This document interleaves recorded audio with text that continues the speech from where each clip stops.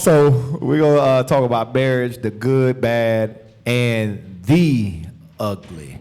I want to talk about righteous marriages as opposed to unrighteous marriages. That's the ugly. Just so y'all know, and kind of where it stemmed from in this captivity, because that's where I want to start. We always start with a little bit of history. So I want to start with a little bit of history, but we're gonna go from a marriage perspective. Give me Psalm 64 before you pull up that book. Give me Psalm 64 first. Start at verse 1. Psalms chapter 64, verse 1. Now, granted, we know why we are in the conditions we are in because we broke God's commandments. We sinned against God and we were brought into captivity, and our whole dynamics have changed as how we deal with each other as a nation of people because we broke God's commandments. But I want to shed light on the devil the Bible speaks of and how he has contributed to how we deal with each other in our marriages. Read that. Psalms chapter 64, verse 1. Hear my voice, O God, in my prayer. Preserve my life from fear of the enemy. Come on. Hide me from the secret counsel of the wicked.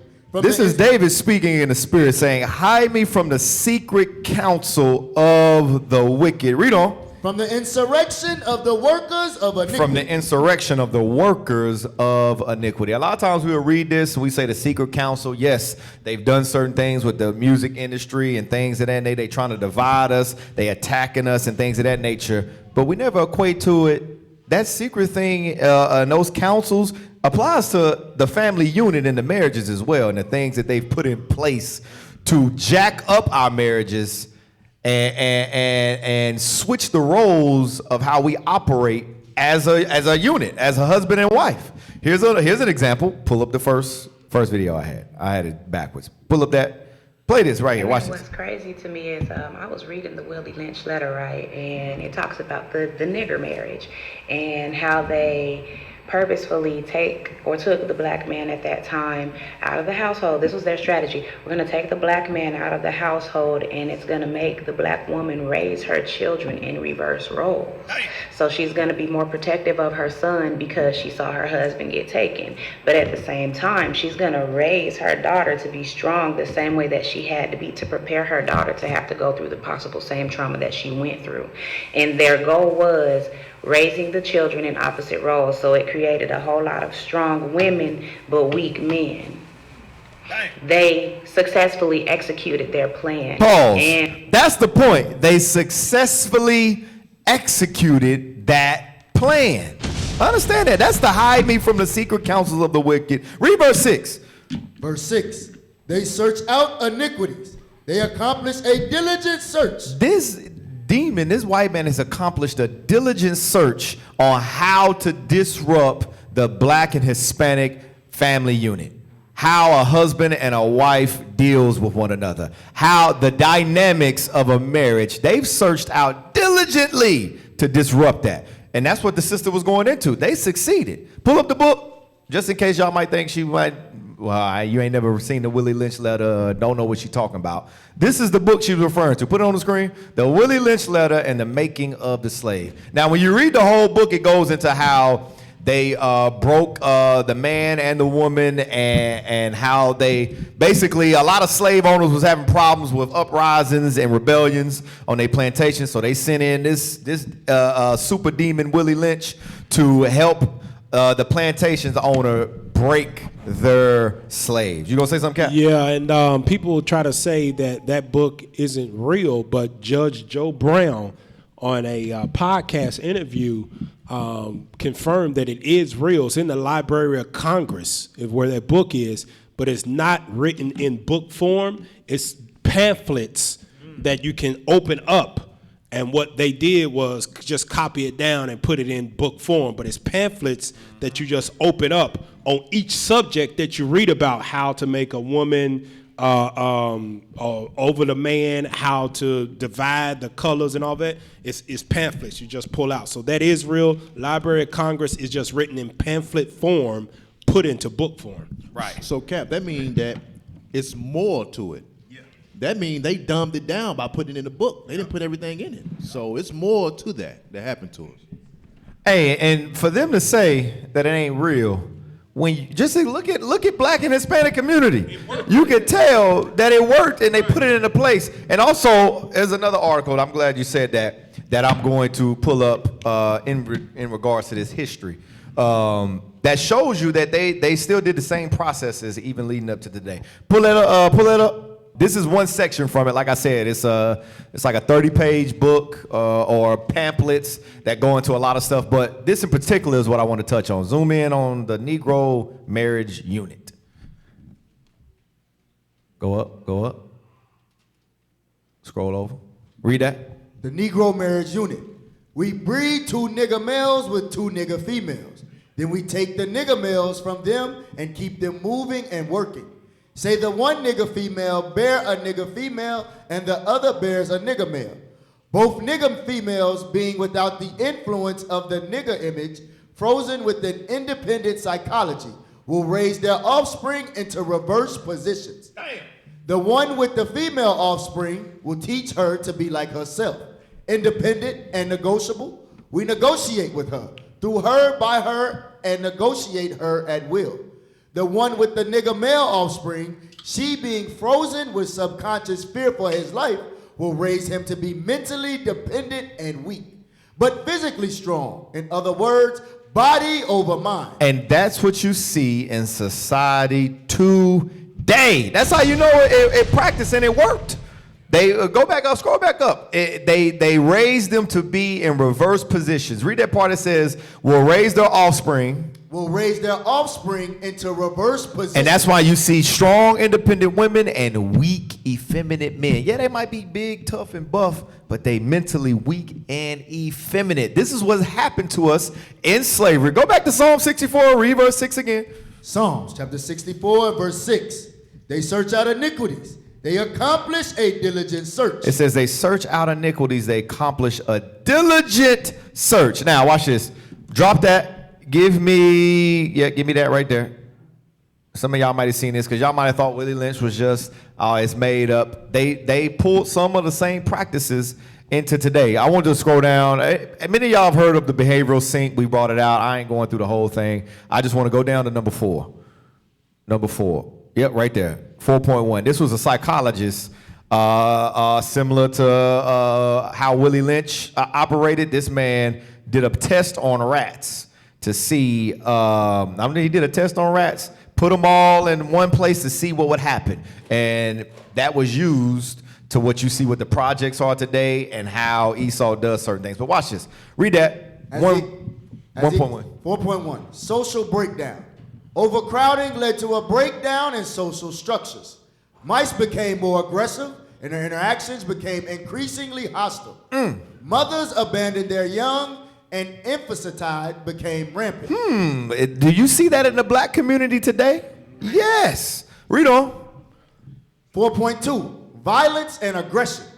As the population grew, competition for space and social standing increased, leading to more violent behavior. Mice attacked each other, causing injuries and even death. Read on. 4.3, This is the one I wanted. Read. the beautiful ones. Some mice, dubbed the beautiful ones, withdrew from society and focused solely on grooming and eating. They show no interest in reproduction. They show no interest in reproduction. What does that translate to? Marriage. Having a spouse. They show no interest. They call them the beautiful ones. That's all. I'm telling you, social media, it's a reason why our people move the way they move when it comes to relationships. Esau puts these things into place to destroy us. That's why it says he searches out iniquities. Give me that next video. Give me that next video. Because watch this. Watch what, because remember what happened. And I want to play this video because this Edomite, he touches on something heavy. Because remember, Willie Lynch, they destroyed the family unit. They freed us from slavery, and then what began to happen? Black people began to come together because of slavery, because of poverty. We were forced together because Esau didn't want us around. And what happened? Our marriages began to thrive. We began to have black family up through the businesses through the 20s, 30s, 40s, 50s, 60s. Then what happened? You had stuff like this behavioral sink. That came out in the 60s. Yeah. He put that to place in the 60s. You had all these entertainment things to continue to destroy the black family unit. Go ahead, Let me Cap. say this real quick. That I'll say this to younger brothers in the spirit and the teenagers too, man. Start learning to love history, to research it. Because the things that you see today are from the effects of what they put in place from the 60s when we was a cohesive unit of people, when we was 80% two-parent households. We had teachers that lived in the communities with us, doctors. We was more educated, more pride about ourselves as a people. From that moment of the 60s, all of the stuff you see today was put into place, and it's playing out today where we are divided, woman against the man, children against the fathers, and it's disorder everywhere. But it's so subtle that you won't be able to know where it come from until you go back in the history of where it come from, like Cap doing right now. Go ahead, Cap. But that dates back even to the 1920s when we built Wall Street and all these different areas around the United States. We was building it, and you see how Esau, every time, you can't build something like that without a family unit. Right. It's impossible. So let you know, we was doing that. They have pictures and everything of us building that up. It took 5 years in Black Wall Street and Greenwood. 5 years to build a completely functional society, 5 years. And we did it. But guess what? That brings a certain type of, what's it called with Esau? Envy of Esau. Remember, we were living better than them. How these niggas living better than us? Oh, we gotta destroy it. Let's drop the bombs on them. It happened here, happened in Chicago, in Philly. It happened in many different places. Yeah, everywhere. Facts. Everywhere we built the family unit, they found a way to destroy it because we prospered at that time. That's why go back, read Psalm 64, verse 6 again. Some of y'all might think, well, what does this got to do with today's topic? Oh, you gonna see. Read. Psalms chapter 64, verse 6. They search out iniquities. They accomplish a diligent search. Read. Both the inward thought of every one of them and the heart is deep. Their heart is deep. That's like Cap said, to know why the things are happening and the effects of our people today, you got to go back. That behavioral sink, that was in the 60s, 1962, I believe. And that beautiful ones part, you see that today in 2025. The heart of every one of them is deep. And why is their heart deep? Read verse 4. Verse 4.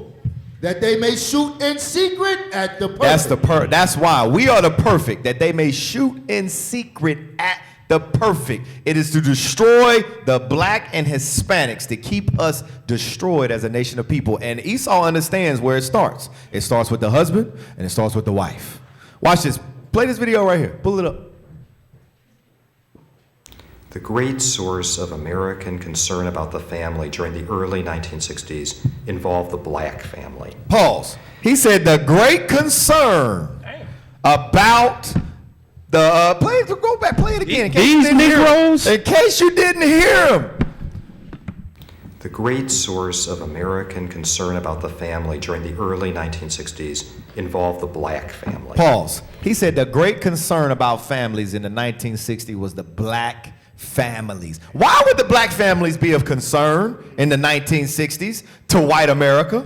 Didn't J. Edgar Hoover say the same thing pretty much? Yeah, he said Negro unity is the greatest threat to America is Negro unity. Where does the Negro unity start? With the husband and the wife. Play it again.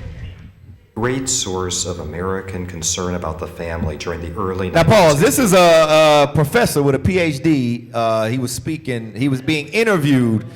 He was being interviewed at a college. But this is what he got to say. Read that. He said, "That's Abraham Lincoln." Involved the black family. Come on. In early 1965, a then obscure Assistant Secretary of Labor named Daniel Patrick Moynihan. Pause. So you had a statistics of labor, Daniel Patrick, whatever, Esau. Moynihan, read. Play. Had a report issued that described the state of the black family. And the picture that he drew frightened many Americans. Pause. Pause. This was in the 60s. He says the picture that he drew frightened many Americans. Why would it frighten Americans? Why? Why would it frighten them? Watch this. We could finish that video, then we'll pull it up. Finish that video. showed that 25% of all black marriages were ending in divorce or Pause. separate. That's hip talk to try to get you to get on their side. Only 25% of all marriages ended in divorce in the black family.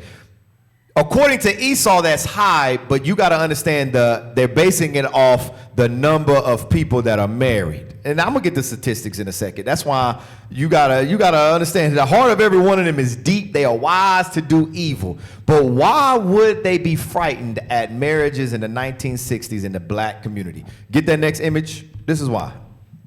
Start at the top. This is why they was frightened. In 1950, formal divorce rates for black Americans, like the general population, were relatively low. He will say, oh, 25%, man, that's bad, that's crazy. It's frightening picture of the black family during this time, man. We gotta do something about it. We're gonna go back to the video and he's gonna explain why they were frightened. But no, put that back up. Because you will hear, he'll say, man, 25%, that's alarming. But when you really look at it in the grand schemes, it was low compared to the amount of people that were married. Read on. Due to high societal stigma and legal, financial, and social barriers, with approximately 78% of black families headed by married couples. That's what they were afraid of. 78% of black families were headed by married couples, meaning they had a two-parent household. There was a husband and a wife, there was a father and a mother. That's what they was terrified at. Read on. While specific nationalized data for 1950 often focuses on aggregate figures, research indicates that black marriages in that era faced high rates of informal separation or desertion rather than legal divorce, often driven by structural economic inequality, underemployment, and social factors. So they wouldn't formally get divorced. They would have to separate because the dad might have to go and work somewhere because there ain't enough money, things of that nature. But they had a low divorce rate. Go back to the video. That's all I wanted from that. Go back to the video where we left off at. He's going to explain why. It showed that upwards of 20% of black families had only one parent. Which was a lie. And this was a tremendous source of uneasiness to the culture. Daniel Patrick Moynihan argued in his report that the breakdown of black family patterns was so great. Pause. I want to see if y'all putting two and two together. When he says the breakdown of black family patterns, what patterns is he talking about? Because we just seen the statistics from, what do you call them, your personal, your professor, that there was a low divorce rate. 78% of black families during that time were ran by a married couple. So what pattern are they moving away from that they're so terrified from? What pattern? Go ahead, Kish. The black building of the black family. I thought you had it. All right. What pattern? I want to see who thinking. The pattern of the unity that they see, the marriages. Nah, y'all missed it. Last one, and I'm just gonna tell you. Because he said the breaking down of the the patterns were being broke. Basically, the way they were moving, it was breaking down the patterns of a black family. And that's why they were terrified. Go ahead. The family was being broken. The pattern was that the parents were going to continue to show the mother and the father and pass that on from generation to generation. The pattern. Instead of what? Instead of the divorce rate, where they're trying to exaggerate and say that there was a divorce rate and single-parent households, the actual pattern was husband, wife. I thought y'all got it. Go back, play the video again. Bring it back a little bit. Black family patterns. Hold on, a little bit more. This is where the heart of every one of them is deep. Play that. Uneasiness. It said they had uneasiness. Culture. Daniel Patrick Moynihan argued in his report that the breakdown of black family patterns. Pause. To them, the breakdown of black family patterns to them is they're getting away from Willie Lynch. They're getting away from Willie Lynch. Remember, this is them talking amongst themselves about, man, listen, these black people, hey, listen, we got to do something. The black family pattern is breaking down. because they're getting away from Willie Lynch. There's a reason. So there's a reason why society has moved and shifted in a way that it has against blacks and Hispanics. Play on. Was so great that it would keep poorer black Americans from participating in the mainstream of American life. That's the point right there. Despite civil rights laws. Pause. They said how they moving is going to stop them from participating in mainstream America. Go ahead, Cap. So the pattern isn't, I guess, the dysfunction. The pattern is basically them actually trying to rise up and be married, to be a married couple.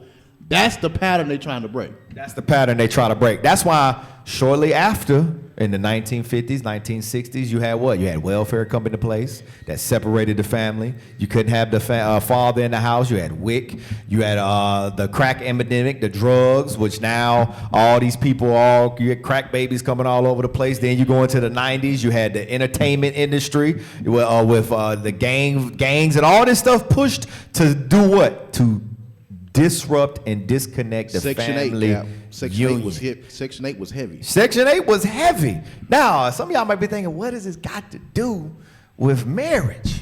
It has everything to do with marriage because we understand and know this, that many of us came from these lifestyles. We came from this system. We came being raised like this, and we bring it into this truth. Hey, get that Deuteronomy. Let's go get Deuteronomy. Was that it on that video? All right, go to Deuteronomy 28 real quick. Deuteronomy 28, verse 54. Marriage, the good, bad, and the ugly. Deuteronomy chapter 28 and verse 54.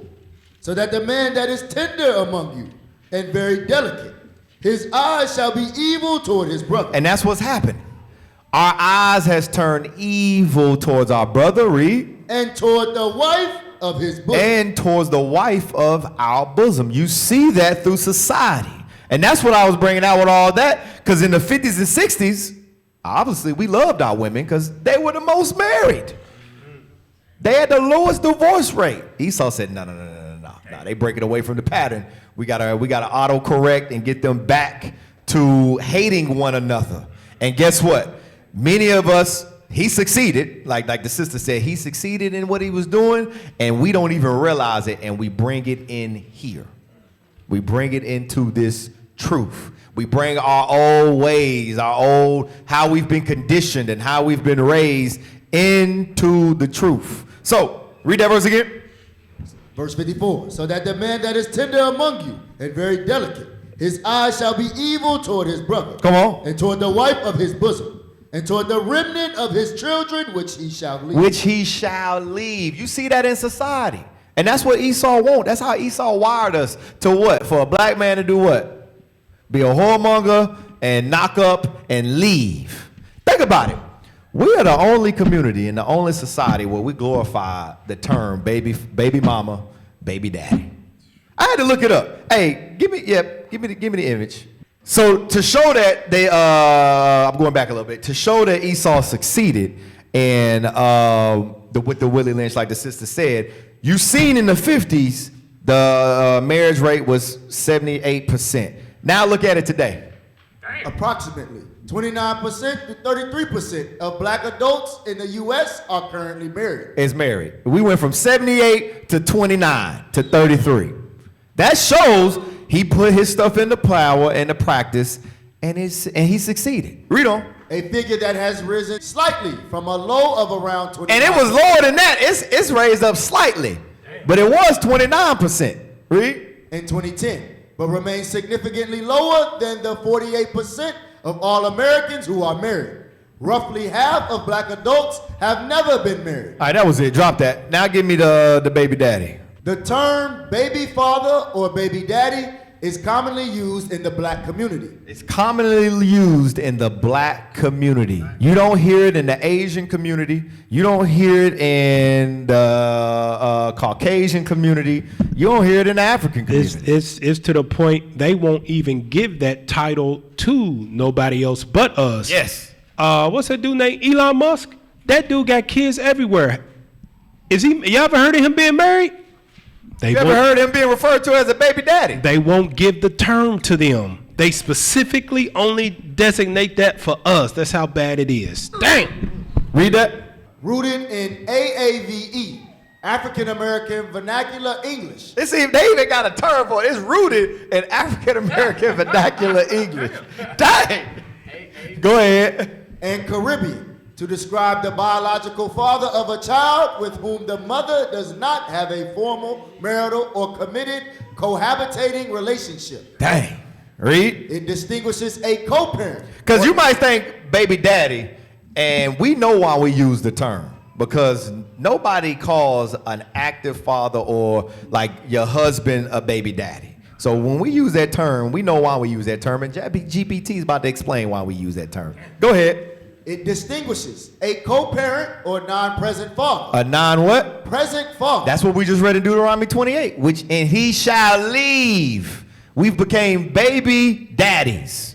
Read. From a husband or active partner, often implying a strained or non-existent relationship. You see what it says? It says it distinguishes a co-parent or non-active father from a husband or active father.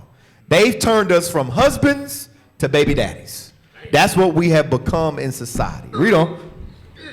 Though it can also be used as a neutral, colloquial. That was it. That was it. That was it. he was about to choke on it. Hey, give me 1 Timothy 5, verse 8.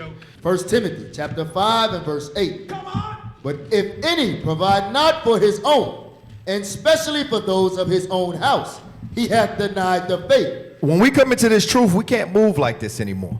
God commands us to take care of our household. We can't be baby daddies. We can't be baby fathers. But many of us bring that mentality in the truth with how we deal with our wives, how we deal with our women, and things of that nature. Read that verse again. But if any provide not for his own, and especially for those of his own house, he hath denied the faith, and is worse than an infidel. God said you worse than an infidel when you move like that. Now watch this. When it talks about the provide not for his own, give me that Sirach 29, read verse 21. Going into what is provided. Get that Sirach 29, 21. Sirach chapter 29 and verse 21. Come on. The chief thing for life is water and bread and clothing and an house to cover shame. Read on. Better is the life of a poor man in a mean cottage than delicate fare in another man's house. And that's how we got to move as men, as husbands in this truth. Understanding that, yes, we were destroyed. Yes, our minds were warped and reconditioned through captivity. But now, coming into this truth, we got to be conformed. We have to be renewed in our mind. And the chief things that we must provide is everything we just read. Read it again. Verse 21. The chief thing for life is water and bread and clothing and a house to cover shame. Better is the life of a poor man in a mean cottage. It's better to be poor in a mean cottage and you handling business, read. Than delicate fare in another man's house. Then you shacked up with somebody else, or you shacked up in somebody else's house. That's how we supposed to roll. We got to change that narrative. Because all this is the ugly that I'm going into. The ugly that we bring into this truth. Give me Judges 21, verse 25 real quick. Because when we come in here, this is a lot of times what we do. And the thought process we have, especially dealing with marriage. Give me that Judges 21, read verse 25. Judges chapter 21 and verse 25. Let's go. In those days there was no king in Israel. Now, during this time of Judges, there was no king, there was no ruler, no leader. That's the same thing with us today. Coming up out of the world, we didn't have no real leaders. We didn't have no real guidance to tell us how to move, how to walk, how to talk, how to be a husband, how to be a wife. Read on. Every man did that which was right in his own eyes. So we do what we think is right in our own eyes, especially with our relationships, especially with our marriages and how we deal with our wives. You got something you gonna say, Cap? I got a clip to pull up. Go ahead. Hey, pull up that clip, Caleb. It's people going through this right now. Right now. Thank you. How come you hear that, Dale? Yeah, okay, we get it. Smarter. 6, keep. Fast forward a little bit. There we go. No, you went too far. Oh, just quit. Never mind. Look at this. They gotta put up all their nice stuff. Hey, what's that called? Claudine. Look at him. His ass don't supposed to be here.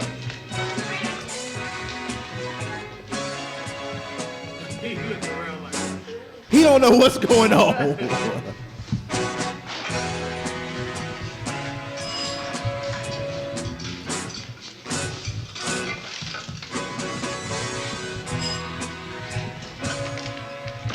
it's Miss K back, the social worker. Well, don't just stand there, honey. Let her in.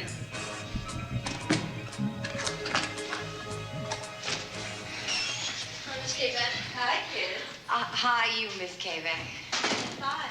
How are you, Mrs. Price? Oh, just fine, but Look, you know, look they how haven't sent me the proud authorization they are. They just walk Hey, through the hide! house. Look at this, bro. Off a non-purchase. Now, Miss K-Back, why do they keep messing with me all the time? This is one big screw-up. Well, I'm glad to hear you say it, because no one... Negro, you didn't.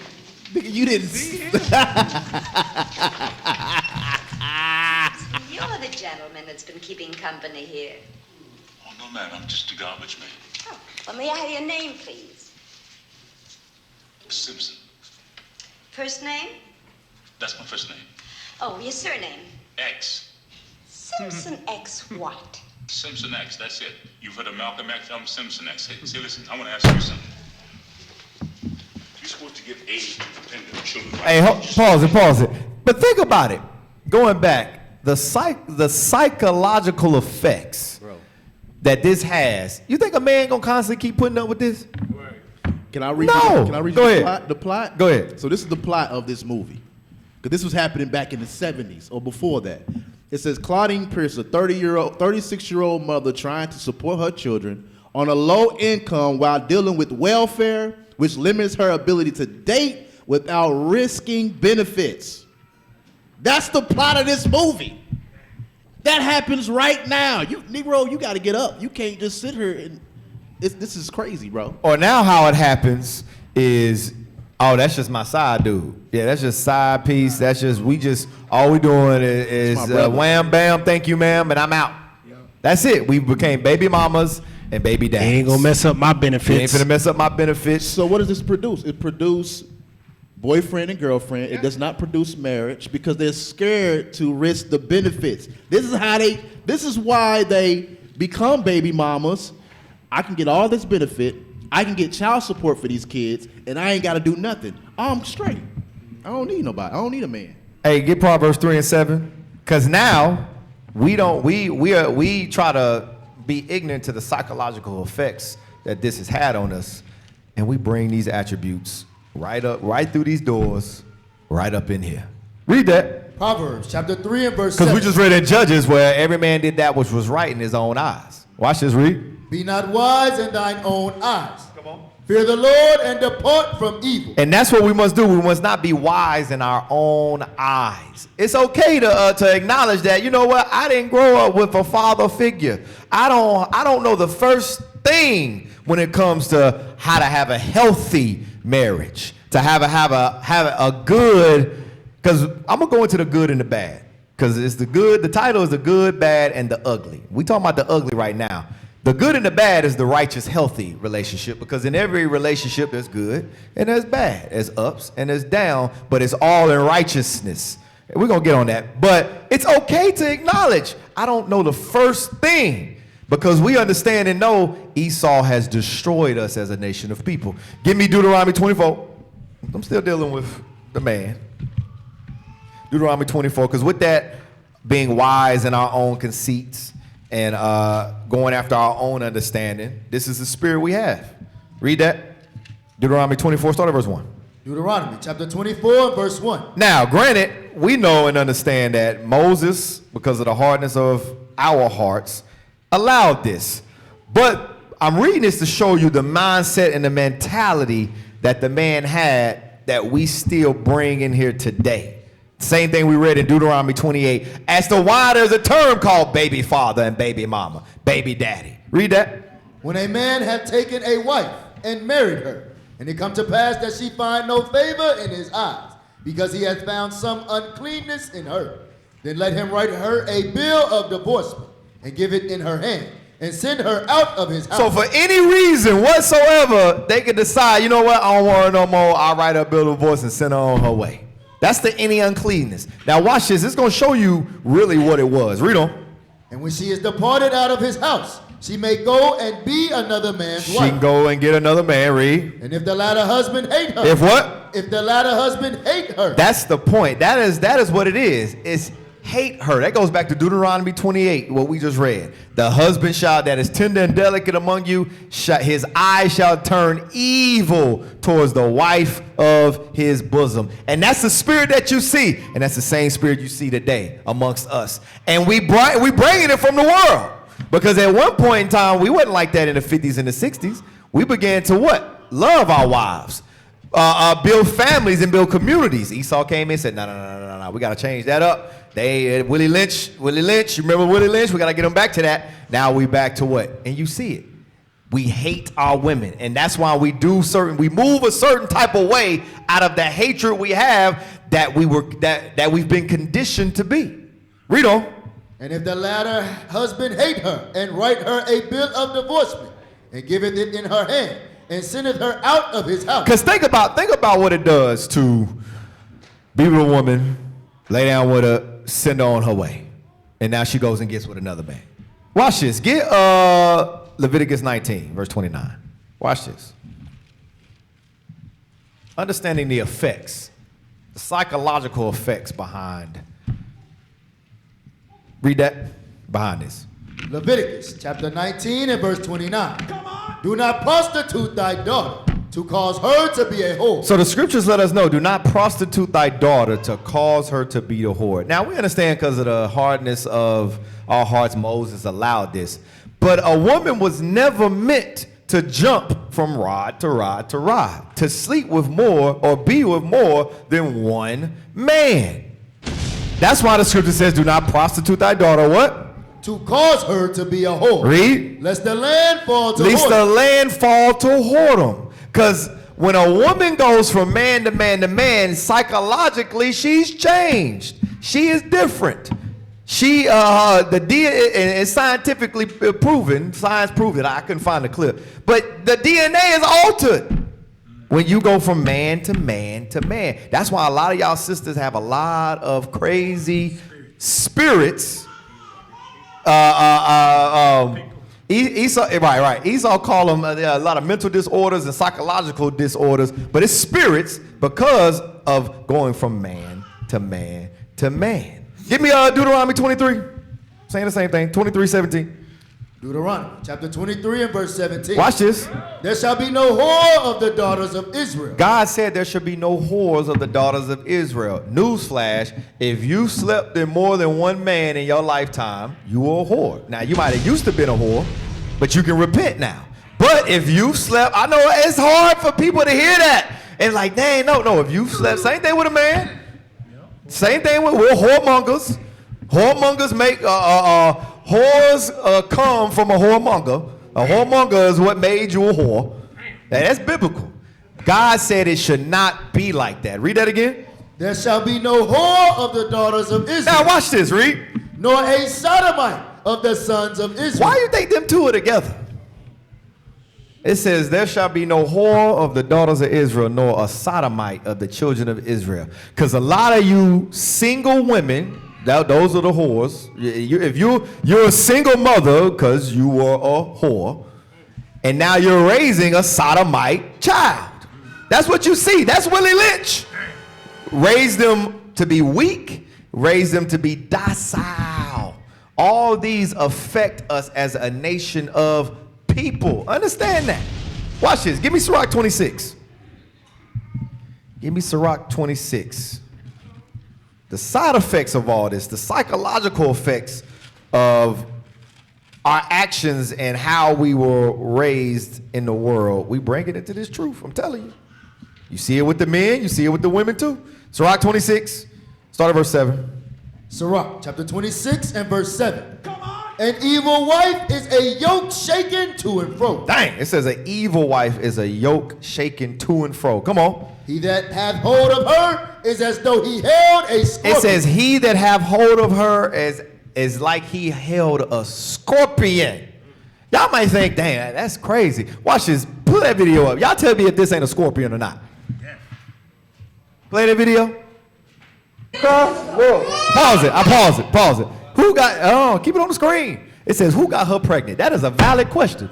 Who got her pregnant? And what you about to watch is an example, and y'all might think it might not happen up in here, but oh no, it happens up in here. Oh yeah, it do, because I'm gonna give you, not story time, but this is just my testimony. Israel don't live like they do you see in the schools. I'm telling you. Everybody look beautiful and righteous. Go home, house be dirty, you be dirty, kids dirty, everything toe up.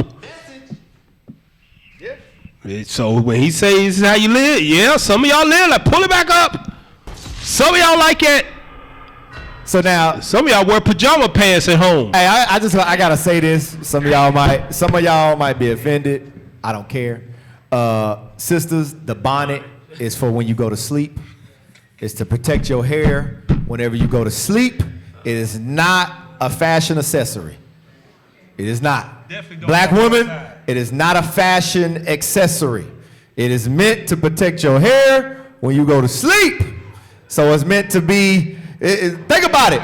The bonnet is not meant to be seen. Because you're supposed to wear it when you're asleep, when everybody's eyes is closed. The bonnet is not meant to be seen. But for some reason, the black woman has made it a fashion accessory. Man, right, same thing with the do-rag. Yeah, brothers with the do-rags too. Brothers bad that like, man, yeah. Some of y'all wonder why y'all balding. I know, I'm speaking from experience. Hey, go back to that video. Remember, read that verse again. Sirach, chapter 26 and verse 7. An evil wife is a yoke shaken to and fro. Come on. He that hath hold of her is as though he held a scorpion. Watch this. Play the video. Look. Right. So, pause. It's dirty because she's throwing everything out of the refrigerator. Go ahead. Hey, yo, we both see that? You see that? This is what I deal with. You see that? Right. You throwing stuff at her. This one we Y'all see that, right? So to give context to the video, he was telling her she being disrespectful. So she said, "Oh, I'll show you disrespect." And she began to throw everything out of the refrigerator, pour it everywhere in front of the kids, all this. That's why the scriptures say an evil wife is as he that hath hold of her as though he held a scorpion. Understand that. That's a scorpion. Ain't gonna be nothing but issues and problems. And what we don't realize, because a lot of y'all, like I said, y'all probably thinking, well, what does all that before have to do with the class? Everything we just went through, this is a product of it. This is a result of it right here. And guess what? We do, people in here to this day go through these same things. Hearing the truth in Jesus. Yeah, you got fringes and a border of blue on. Meanwhile, you going back, like you said, everybody at the Sabbath, this ain't how they live at the house. What you gonna say something, Cap?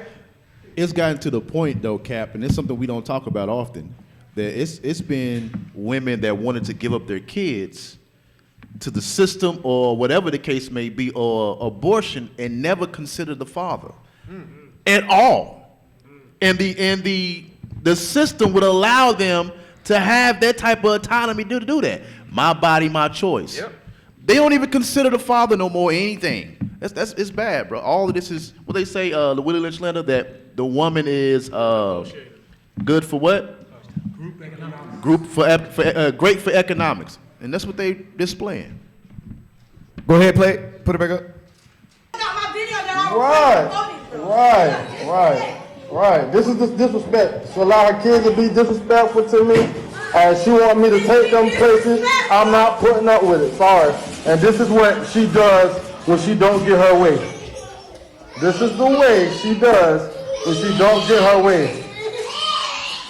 This what happens. Now she having her kids cry. Hey, pause. I want to say this too, because the kids are traumatized, and guess how the kids are going to grow up. They're gonna grow up just like that. That's why any of y'all, if you do have a disagreement or things of that nature with your spouse, don't do it in front of your kids.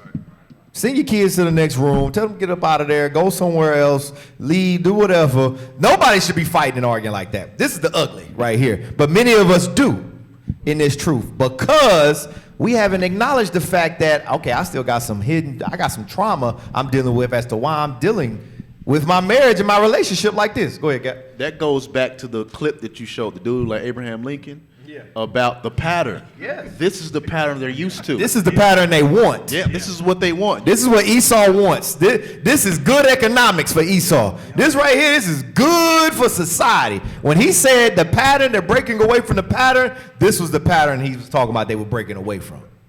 That the woman would be physically strong and the man mentally weak. So make her rule over the house. Matter of fact, get that, Jeremiah 31, verse 22. Hey, Cap. Go ahead. I ain't got too much to say, Go but ahead. I need them to pull up the pineapple can. You gotta bring it back. Because I see it last night. The kids is traumatized. This is the type of relationships that them little girls and that little boy is gonna be involved in. I had to send it to him. Hey, Cap, you know what? They don't do this just by themselves. They have to do this in front of the kids. And the kids grow up hating the dang husband as if he's the problem. That'd be the problem right there. Hating the father. Go ahead and read the scripture while we get the pineapple can. Jeremiah chapter 31 and verse 22. Come on. How long wilt thou go about, O thou backsliding daughter? It says, how long wilt thou go about, O backsliding daughter? Read. For the Lord hath created a new thing in the earth. Come on. A woman shall compass a man. And that's what you see. Women wanting to be the leaders, the independent, the head, the masculine force in the household. That's a new thing. And that ain't how God has operated things. But coming into this truth, we got to understand that, yes, women, you were wired like that in Babylon. And that's why a lot of issues and problems come up. Same thing with men. Men, you were wired to be weak. Stop letting that woman run over you. You found it? Yeah, there you go. Dang! I bet he won't play with me no more. She smacked him upside the head with a pineapple can. I don't think so. I know, I ain't mean to laugh. It ain't funny, but this is what we deal with in our society. Go ahead, Cap. He came from a traumatized household, and so did she, seeing her mama being disrespectful to men. And she got disrespectful to him.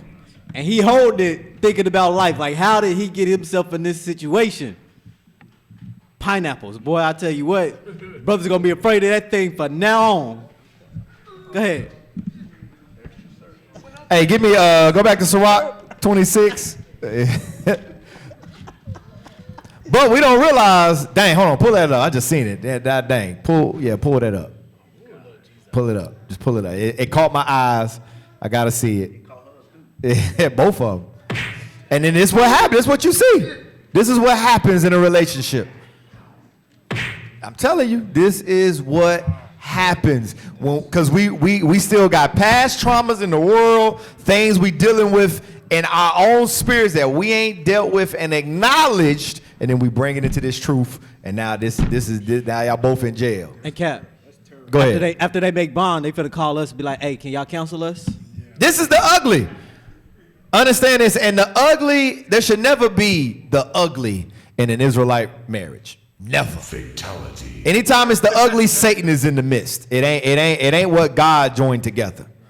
Hey, go back to Sirach 26.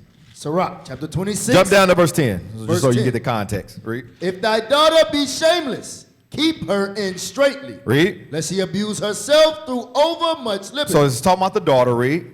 Watch over an impudent eye. It says, watch over an impudent eye. What does it mean to be impudent? It means showing no due respect. And that's how society taught our black women, is to not show any respect to the black man. We read that. That's what it means, watch over an impudent eye. A disrespectful daughter. The one that don't know how to show due respect. And newsflash, women, every man, that man that you decided to marry, when you decided to open your legs, you decided to give him his due respect. Understand that. Watch this. Give me Lamentations 4. Lamentations 4 and 3. Now, they want the due, but they don't want to give the due. Wow. Lamentations 3. Matter of fact, yeah, Lamentations 4 and 3. Lamentations chapter 4 and verse 3. Come on. Even the sea monsters draw out the breasts. They give suck to their young ones. The daughter of my people is become cruel, like the ostriches in the wilderness. It says the daughter of my people, God's daughters have become cruel. That's what we just seen in that video. She's become cruel. Cruel towards her husband, cruel towards her children, and that's what we read. Matter of fact, we didn't read it in Deuteronomy. Go back to, did we read it? No, go back to Deuteronomy 28. Yeah, 54, but read verse 56. Because it says the daughter of my people have become cruel. Go back to Deuteronomy 28, read verse 56. Deuteronomy chapter 28 and verse 56. Let's go. The tender and delicate woman among you, which would not adventure to set the sole of her foot upon the ground. Bang. But delicateness and tenderness. This woman was delicate and tender to the point to where she wouldn't even want to set her soles of feet on the ground. Read on. Her eyes shall be evil toward the husband of her bosom. And that's what we just read. The daughters of my people have become cruel. Just like the man's eyes turned evil towards the wife, guess what happened? The woman's eye turns evil towards her husband. Give me Ezekiel 16. Ezekiel 16, 44. Ezekiel chapter 16 and verse 44. Come on. Behold, everyone that useth proverbs shall use this proverb against thee, saying, as is the mother, so is her daughter. Read. Thou art thy mother's daughter, that loatheth her husband. And that's where, understand this, and this goes for man and woman. How you deal with your spouse, how you operate in a marriage, you learned it from somewhere. And the women, you learn it from your mother. Same thing with men, you learn it from your father, or the lack thereof. Because sometimes men learn from their mother, because there was no father there. And then we bring those attributes into truth. The scriptures tell you, as is the mother, so is the daughter. Read that verse again. Thou art thy mother's daughter, that loatheth her husband and her children. And thou art the sister of thy sister. Because that word loathe there means hate. Hate. Going back to Deuteronomy 28, same thing we read in Lamentations. Loatheth her husband. Read. And thou art the sister of thy sisters, which loathe their husbands and their children. Your mother was an Hittite, and your father an Amorite. Yeah, you was a heathen. You act like a heathen. You a Hamite. A woman that hates her husband, that loathes her husband, you a Hamite. That's God cussing us out. Yeah, they right. That's God cussing us out right there. There's a curse to be a heathen. Understand that. Now watch this, because this is why the scriptures say, watch over an impudent eye. Because a woman was never supposed to be raised to be disrespectful or to a man. Give me that next video. Watch this. Here are 4 subtle ways that a woman emasculates her man over time. Firstly, she says that she wants a man in his masculine that can lead. That can... All black women say that today. Y'all see it on society. Yeah, I need a man that can rule over me. I need a masculine man, one that can take charge. All black women, y'all say that all the time. But watch this, play it. She says that she wants a man in his masculine that can lead, that can make decisions, that can be assertive. But every time he does, she questions him or criticizes him, slowly shutting him down over time to the point where he becomes passive. Number 2 is she corrects or constantly overrides him in front of other people. She makes small interruptions, finishing his sentences, or fixing the things that he says in front of other people in social situations.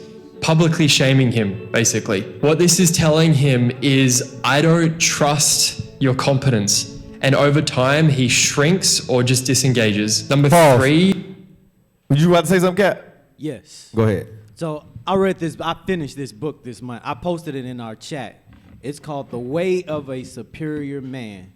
And he was going over exactly what we was talking about. It calls this attitude or attribute Shiva in the book. It's where a woman will press you to your max or press your buttons to test your manlyhood. And when you fail, she dominates you and becomes the man of the relationship because you become the woman. Now, facts, because that's how we've been conditioned. Hey, scroll back to the beginning of this video right here. This is a heavy video right here, and I pray you sisters paying attention.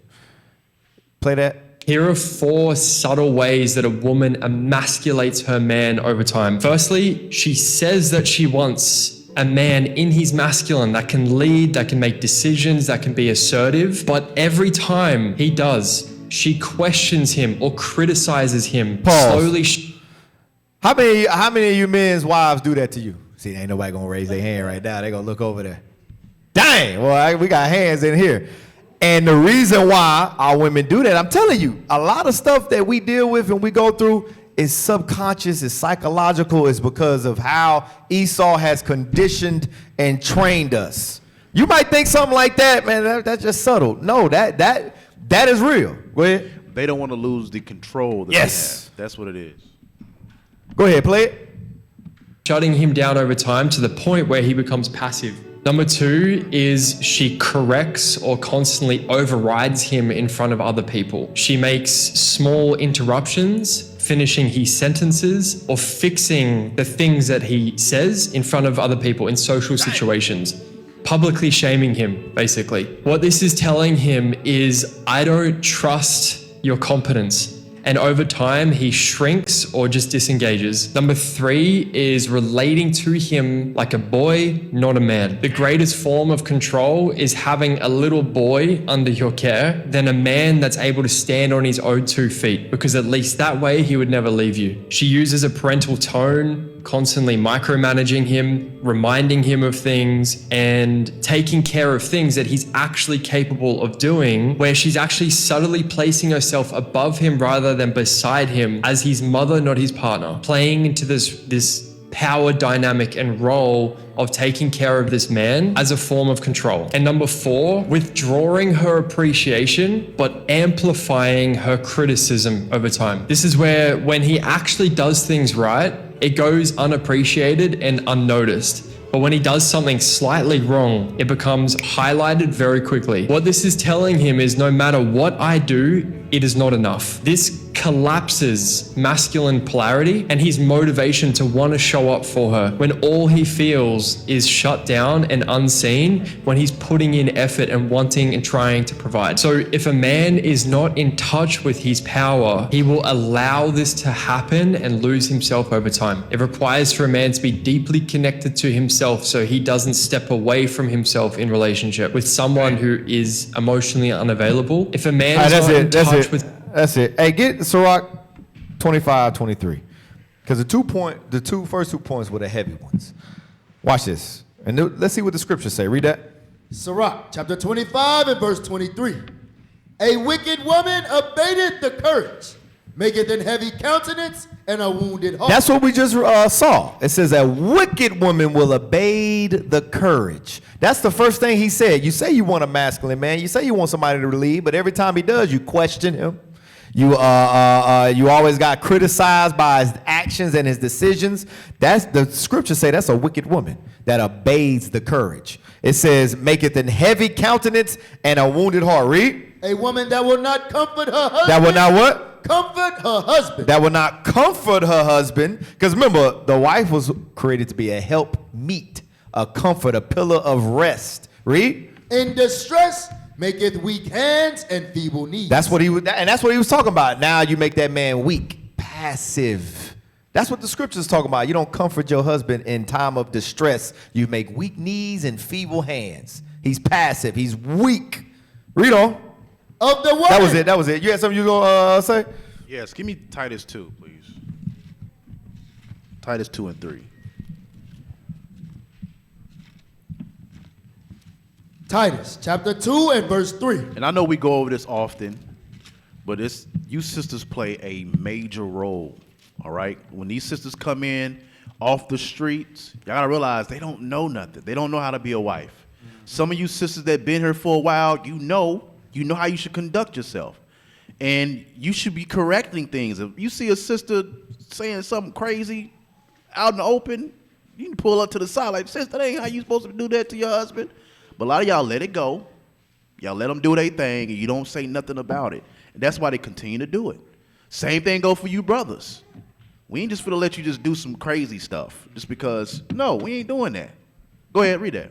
Titus chapter 2 and verse 3. Come on. The aged women likewise, that they be in behavior as becometh holiness, not false accusers, not given to much wine, teachers of good things. They gotta be taught how to be teachers of good things. Period. They gotta be taught that. Just like I wasn't a man. Listen, I came from a 2-parent household, but I wasn't a man until I came in this truth. Right. Straight up.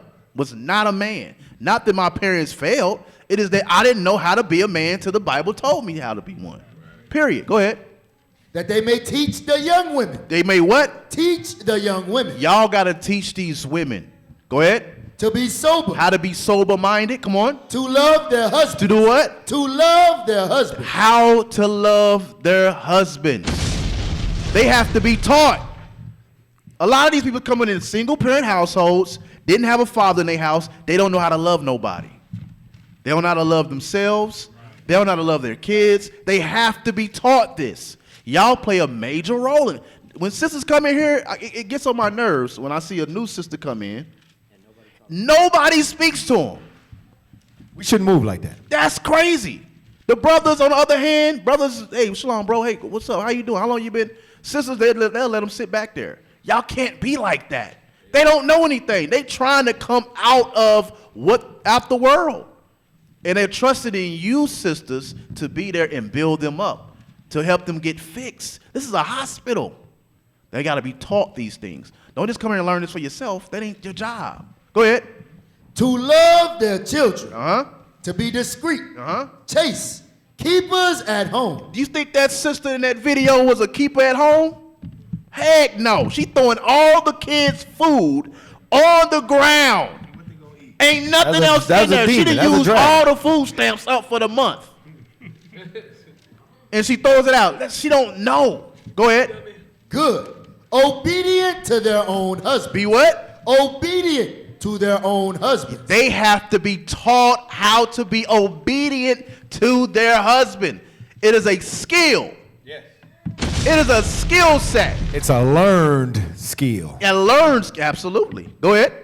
That the word of God be not blasphemed. Then that holds God's word true when you do that. So I'm telling y'all have a huge job here. A lot of y'all be thinking y'all ain't got no job here because y'all just sit here or whatever the case may be. Y'all got a big job. Y'all got to teach these young sisters that come in here, young and old, how to be wives to their husband, how to love their kids. Y'all are the example that the Lord is trying to portray to how a woman should conduct herself. Telling these sisters don't know. Same thing for you brothers too. Y'all ain't exempt. We are examples to the nation. Hey, get Proverbs 21:9. You see, don't be this example.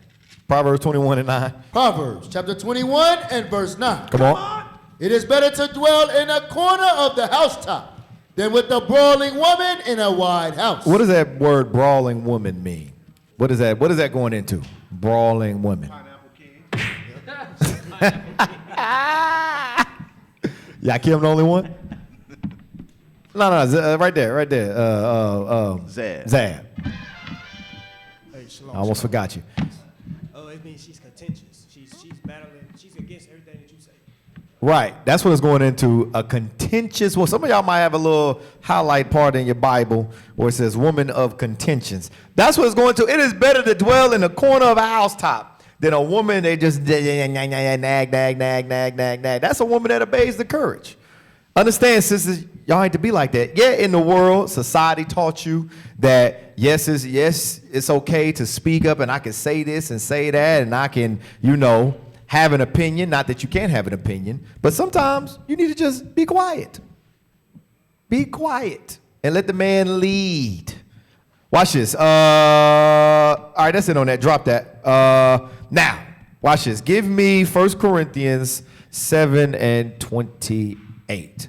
So, with everything we went through on how we were conditioned as a nation of people, understanding the trauma and the effects that society has put on us, we must know how to recognize it and change it coming into this truth. And what we have to recognize and understand is that our outlook on the dynamics of marriage and the roles of each spouse has been taught to us by Esau.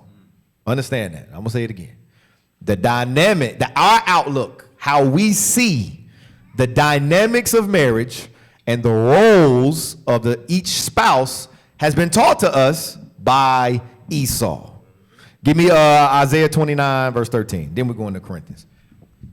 Isaiah 29, verse 13. Once we understand that, we can understand and look back. Okay, dang, I respond and act like that because of X, Y, and Z. I treat my wife like that because of X, Y, and Z. Not because of what God commanded and told me the roles and the dynamics of a marriage and a household should be. Read that. Isaiah chapter 29 and verse 13. Wherefore the Lord said, for as much as this people draw near me with their mouth, and with their lips do honor me, but have removed their heart far from me. We removed our mind far from God. Read. And their fear toward me is taught by the precept of men. Now, we read this verse all the time. Yes, and yes, God, our fear towards God was taught by Christianity, by Esau. But guess what? Our fear towards God, that applies to marriage, on how we're supposed to deal with our husband, how we're supposed to deal with our wife, how we're supposed to conduct ourselves with our children. Our fear towards God, our understanding of what God requires of us was taught to us by the precept of man, by the precept of the white man, Esau. That's why I went through all that stuff in the beginning to show how they moved and operated when it came to marriage on us, and why we have so much ugly amongst Israelites, because we still doing stuff, we still operate like we did in the world. That's why people pulling knives out on each other. That's why people putting their hands on each other. Y'all arguing and screaming up till 3, 4, 5 o'clock in the morning, screaming at the top of your lungs. That's because you still operating like you was in the world. You still right, emptying out bank accounts and things of that nature. Kung Fu ninjas jumping through the windows. Listen, it's all type of crazy stories you hear. You hear in Israel, and it's because mentally we're still operating how Esau wanted us to operate. The dynamics, the roles of each spouse, we still have that in the back of our mind. I say it all the time, especially with the women, right? The back there, the Dulam Adam Gata. I know I ain't say it right, but I don't care. I'm black. Babylon is right there. Right there. Man, y'all ain't never seen Waterboy? Dulam Adam Gata, right there, the back. Back is a little piece of Babylon right there. A lot of people. Men too. And it's because our fear towards God, our understanding of marriage was taught by the precept of men. That's why when we hear certain things, like some of the stuff I'm about to bring out, you're going to hear it, you're going to be like, that's foreign. No, that's biblical. Watch this. Give me 1 Corinthians 7. Matter of fact, give me Matthew 19 first. Give me Matthew 19 first. Then give me 1 Corinthians 7. So we talked about the ugly in the sense of the ugly, and let's talk about the good and the bad. Give me Matthew 19, start at verse 4. Matthew chapter 19 and verse 4. And he answered and said unto them, have ye not read that he which made them at the beginning made them male and female? Come on. And said, for this cause shall a man leave father and mother, and shall cleave to his wife, and they twain shall be one flesh. So Christ is explaining marriage. You will leave father and mother and become husband and wife, and the twain shall be one flesh. Read on. Wherefore, they are no more twain, but one flesh. Read. What therefore God hath joined together, let not man put asunder. And what God have joined together, no man can put asunder. A lot of times the issues y'all be having is because Satan put y'all together. And Satan's in the midst of it. It ain't God. And that's why you pull the knives out on each other. You situations like that. You got people, she's throwing all the food out, spraying it all on the floor while the kids is crying. That is Satan. That's Satan. What God have joined together is going to be conducted and governed by the laws of God. And when trials and tribulations do come, because they will come, get that, 1 Corinthians 7, verse 28. When these troubles come, you will be able to what? Overcome them, because God has joined you together. Because both of you believe, Both of you understand what the Bible says, and you're going to adhere to what the Bible says. Read that. 1 Corinthians chapter 7 and verse 28. But, and if thou marry, thou hast not sinned. And if a virgin marry, she hath not sinned. It's a good thing to get married. Understand that. You have not sinned. But watch this, read. Nevertheless, such shall have trouble in the flesh. But you will have troubles in the flesh. Understand this. Pulling a knife out on one another, that ain't troubles in the flesh. That's Satan. That use a nigga. Use a demon. Use a devil. Pineapple can, that ain't troubles in the flesh. That's Satan. And a lot of times we like to confuse the two. And we like to blend it like, you know, troubles in the flesh. No, that's Satan. Somebody don't believe. Somebody got the devil on them. That ain't troubles in the flesh. Troubles in the flesh is the ups and downs because you got two different spirits that may have had two different upbringings, like two different things are coming together to be one spirit. So you might not like the fact that he throw his socks on the floor. You got to deal with it. That's troubles in the flesh. That's the ups and downs. Petty little arguments that can be overcome with the Bible. Everybody understand that? Now watch this. Give me 1 Peter's. 1 Peter's chapter. We're going to start at chapter 2. We're going to get to chapter 3, but I want to start in chapter 2. Because when you read, matter of fact, get Ephesians 5. I ain't had this written down, but I do want to read it. Ephesians 5, verse 32. I know sister thought I was going straight to 22. Give me 32. I heard somebody laugh. Now go to 32. Ephesians chapter 5 and verse 32. Watch this. This is a great mystery, but I speak concerning Christ and the church. Paul's talking about marriage, and he says marriage is a great mystery, but he speaks concerning Christ and the church. The reason why I wanted to read here, because when we go to Peter's, I want to start up in verse 2, and Peter's spoke on the same thing. He gave you some examples, just like Paul did, concerning Christ and the church and how it's a great mystery, how things are ordered and how things are operated. When you see in a body, is similar to how a marriage is operated and how a marriage is governed. Go to Peter's. 1 Peter 2. Start up at verse 2. Start at chapter 2, start at verse 18. Now watch this. 1 Peter chapter 2 and verse 18. Servants, be subject to your masters with all fear. Now I started up here to give context to chapter 3. When you read 18, it says, servants, be subject to your masters. This is going into how we deal with one another. Those brothers, you might have somebody that works for you, or this ain't talking about, Esau used it as slaves. Be subject to your masters. That ain't what it's talking about. It's going into, you might have somebody that work for you, or you might have somebody fall hard times, and they up under you, they working. It says, servants, be subject to your masters. Read on. With all fear. With all what? With all fear. Read. Not only to the good and gentle, but also to the forward. So it's telling you not only to those that treat you right, but also to the forward. Those that might treat you wrong. Those that might abuse you. Read on. For this is thankworthy, if a man for conscience toward God endure grief, suffering wrongfully. So this is how God is instructing us men to deal when it comes to someone that might be over you because you on hard times and you working for them, and how to deal with them. Read on. For what glory is it, if when ye be buffeted for your faults, ye shall take it patiently? Come on. But if when ye do well and suffer for it, ye take it patiently? So it says, for what glory is it if when ye be buffeted for your faults, ye take it patiently. I mean, you deal with it. Yeah, you did wrong. You got buffeted, corrected for it. You take it patiently. Watch this. Read on. But if when you do well. But if you right, you do well. You didn't do nothing wrong. Read. And suffer for it. And you suffer for it, meaning you get corrected or buffeted for it. Read. Ye take it patiently. God is commanding us to take it patiently.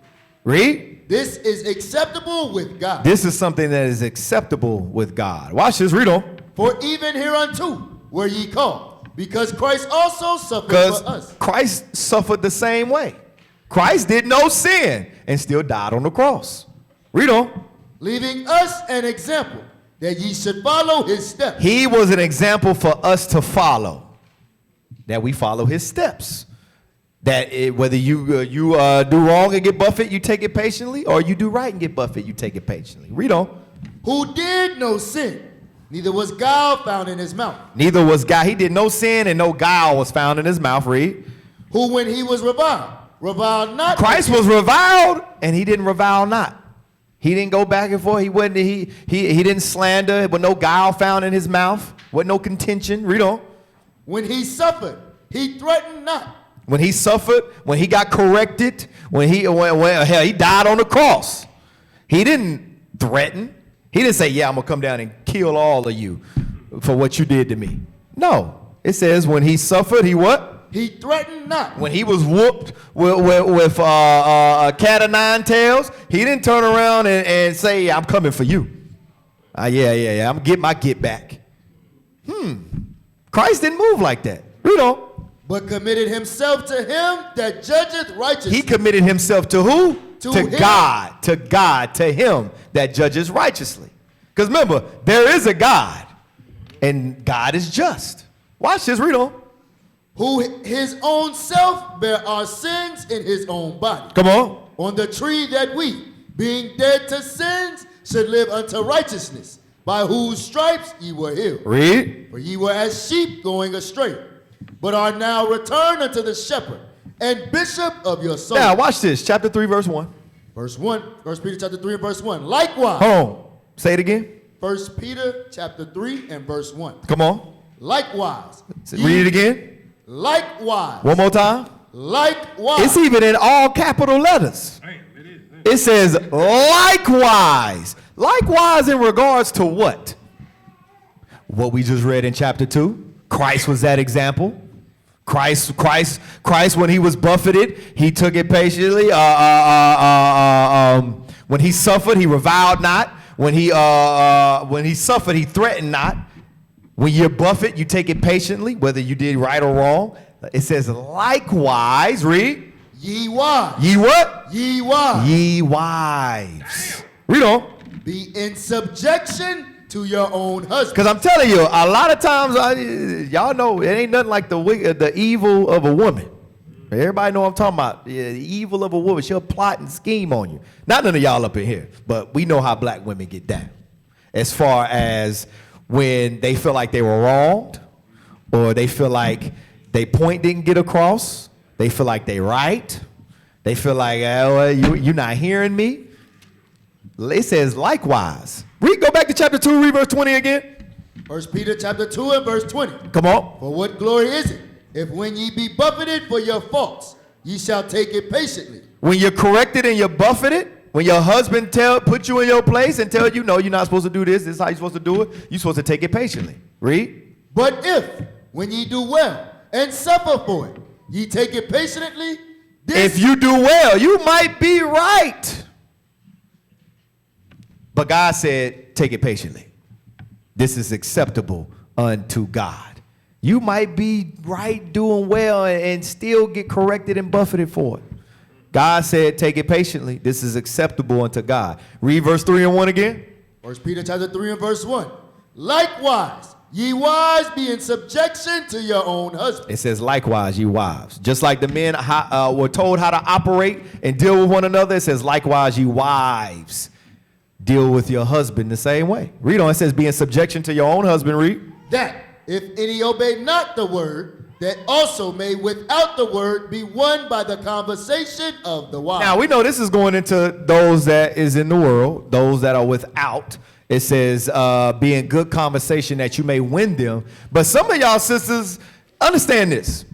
If you think a lot of y'all sisters think your husband is going off in evil anyway, even though he might not be, you still should be applying this scripture if you think your husband is the devil. Understand that. Go ahead. Say something if you're going to say something. Hey, go back to verse 18. 1 Peter chapter 2 and verse 18. Servants, be subject to your masters with all fear. Not only to the good and gentle. Not only to the ones that do take care of you, but also to the forward. And also to those that are forward. So if he is being wicked, you have to play your role. You have to be subject to that man. Same thing if the brother was taking care of you, doing right with you. You have to be subject to him. And this is why marriage is such a weighty matter. especially for you women, and why we're so hard on the women when it comes to marriage, because that's it. That's it. Same thing for the man too. But how does a man? How is a marriage disannulled, brothers? What's the only two things? Zach.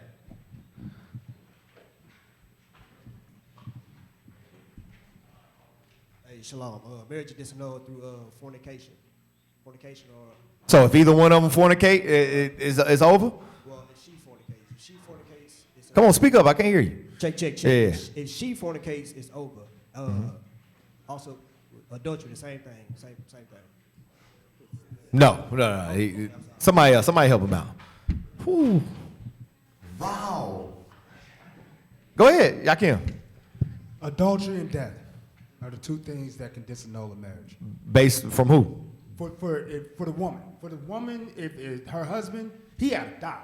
He got to completely leave the earth for her to be freed from the husband. For the woman, or for the man, if the wife either cheats or she passes away, then he's allowed to move forward. Right. That's why we take marriage so seriously. The only way a woman can leave her husband is if he dies. And the only way a man can leave his wife is if she commit fornication or she dies. Now, with understanding that, that's why we have to take marriage so much serious. And that's why we deal with marriage the way we deal with it, especially with the woman and with the man too, because don't get it twisted. A lot of times we be hard on the woman and we bring the hammer down on the woman, but a lot of times y'all men, y'all forget, y'all be evil as hell to these women, and you forget the only way that she can be free of you is death. And there is a God. That's why I go back to chapter 2. Go back to chapter 2. Read verse 23 again. 1 Peter chapter 2 and verse 23. Who, when he was reviled not again. When he suffered, he threatened not, but committed himself to him that judgeth righteously. There's a God that judgeth righteously. That's why us as men, we must make sure, and I'm going to get into it, we must make sure we know we deal with our possession uprightly. We deal with our wives according to knowledge. Go ahead. You want to say something, Cap? Yes. And for you married couples, listen to me clearly. Y'all cannot use us leaders up here that deals with marriage counseling. Don't use us as a scapegoat of fixing your marriage. Your job is to fix the things that you can fix. Don't come to us about things that you can fix yourself. A lot of y'all don't want to have no conversation. Y'all want to involve us to come in there and do stuff that y'all can do yourselves. You know what I'm saying? Simple stuff. Listen, how y'all spoke about it? Nope. Don't come to me if y'all ain't tried to fix it first. You get what I'm saying? Don't use us to be where basically we're the scapegoat to keep y'all from fixing the stuff that y'all have going on. That happens a lot. Understand this, women. Your husband is the bishop, the deacon, the captain, the officer in your house. Understand that. Captain said this. You cannot use us. We cannot just come in and try to go against what your husband said. The only time we get involved in marriages is when it's dealing with sin. Sin. That's it. He knocking you upside your head. Okay, all right. Yeah, we're gonna get involved. But outside, if it ain't sin, don't run to us. And that's what we're reading right here. Read your First Peter 3:1 again. Because that's why I said the reason why a woman will run to leadership is because you think your husband is wicked and evil, and you're trying to get your way within the relationship. Read that. 1 Peter chapter 3 and verse 1. Come on. Likewise, ye wives be in subjection to your own husbands, that if any obey not the word, they also may without the word be won by the conversation of the wives. Why not try to win them over by your conversation? Why run the leadership? Why not try to win them over by your actions if you think he evil and not doing right? Like the scripture says. Read on. Verse 2. While they behold your chaste conversation coupled with While fear. they behold your chaste conversation coupled with fear. What this is showing you too is the dynamics and the roles of a spouse in the relationship. A woman has a certain dynamic and a certain role. And when I say dynamic, meaning how you operate, what you can and can't do within a role. Same thing with the husband. The husband has a dynamic, things he can and can't do, and roles within marriage. And a lot of times, because of Babylon, we get outside of those dynamics and roles, and we think that it's okay to do certain things when it ain't. Read on. Verse 3. Whose adorning, let it not be that outward adorning of plaiting the hair. Come on. And of wearing of gold, or putting on of apparel. But let it be the hidden man of the heart. And that's saying the same thing as Timothy. Your mind should be about God, not about makeup and making sure your edges is laid right and all that. It's not the outward adorning of plaited hair, but the inward man, the mind. It's not saying that you can't look good. That ain't what it's saying. But that shouldn't be your mentality. But you see that with society. That's how Esau has geared us for especially our women to focus on their appearance. What did he call it in the behavioral seek? The beautiful ones. They use mice to experiment and push the effects of them doing that on black women. They use mice so that to basically experiment for how black women act today. They use the experiment. All that social media and the makeup, and you want to make sure. I'm sorry. This is just me speaking. What did Paul say? This is just me speaking openly. I can't stand sisters be taking about 3 inches of hair and laying it over and saying them edges. Them ain't baby hairs. Ain't no baby hairs. That is a jail bang, man. Ain't no baby hairs. hairs. I ain't saying if you want to do it, that's on you. I'm just speaking from my own preference. I'm just saying. You 32. It's almost like them eyebrows. Talking about baby hairs. Yeah, ain't no baby hairs at 32. Oh man. Right. Hey, you done put a whole part in your front and talk about some edges. Anyways, read on. 1 Peter chapter 3 and verse 4. Hey, a lot of y'all husbands right now was like, yes, I'm glad he said that. I've been wanting to say something forever. Man up and say something to your wife. Read on. But let it be the hidden man of the heart, and that which is not corruptible, even the ornament of a meek and quiet spirit. Read that again. Even the ornament of a meek and quiet spirit. Y'all don't understand, it's okay to be quiet. It's okay. But when there's silence in the house, that don't mean your husband is mad or hate you. You know what? I seen a video. Dang, I should have posted it. It was a good video, too. It would go right with this. The sister said, basically, she had to realize, dang, I want to find it. She had to realize the psychological effect she had from her past, because she would be sitting there washing dishes and be thinking of all the petty stuff she would want to do to her husband.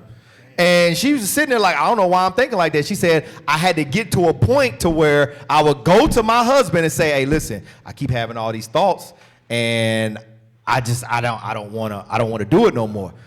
It's okay for y'all to be quiet. I'll tell you, a lot of arguments stem from, and a lot of y'all probably can test. Yeah, we start arguments, but I say 99.9% of the arguments start with the woman. I could be right, I could be wrong, but I just, and it be from something petty. Is that it? That's it? Yeah, play. Y'all all right.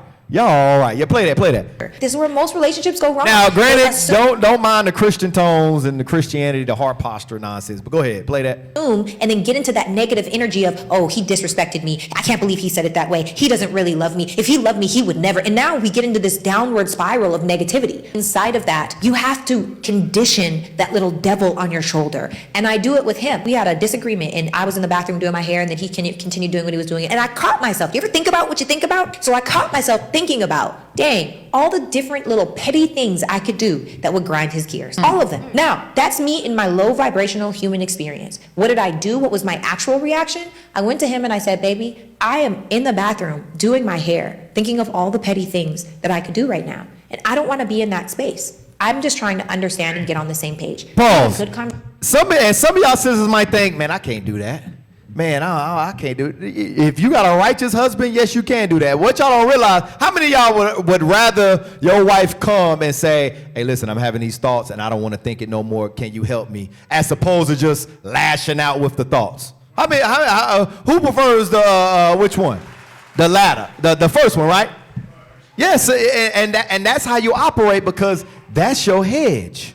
That's what, and we're gonna get into it. That's what you have to understand, that is your hedge. He is the pillar. He is the one that's supposed to be that defense against the thoughts that you got going on in your mind.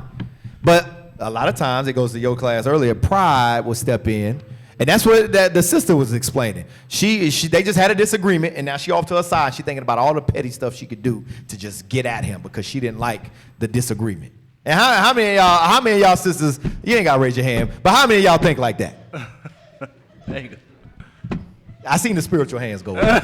Go ahead, Cap. Now, you brothers that raised your hand, what would be the question you would ask after that? Huh? Why? That would be your question. Why? Why she's having those thoughts? Okay. Anybody else? Kabar? No, say it on the mic so you can pick it up. So they can pick it up. Hey, Shalom Leadership. What can I do to fix it? Thank you. What can we do to fix it? That will be a husband's response, which will further go into, okay, let's talk about it. Not, well, you don't answer it. Oh, you can do this, you can do that. Don't do that. Don't do that. But your husband is going to ask you, how can we fix this then?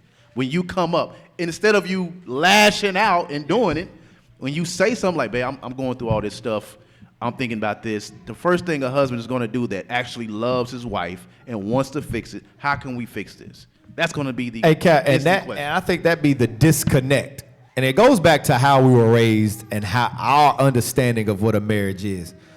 A man naturally is a problem solver, wants to fix things. That is what a man in his nature naturally wants to do.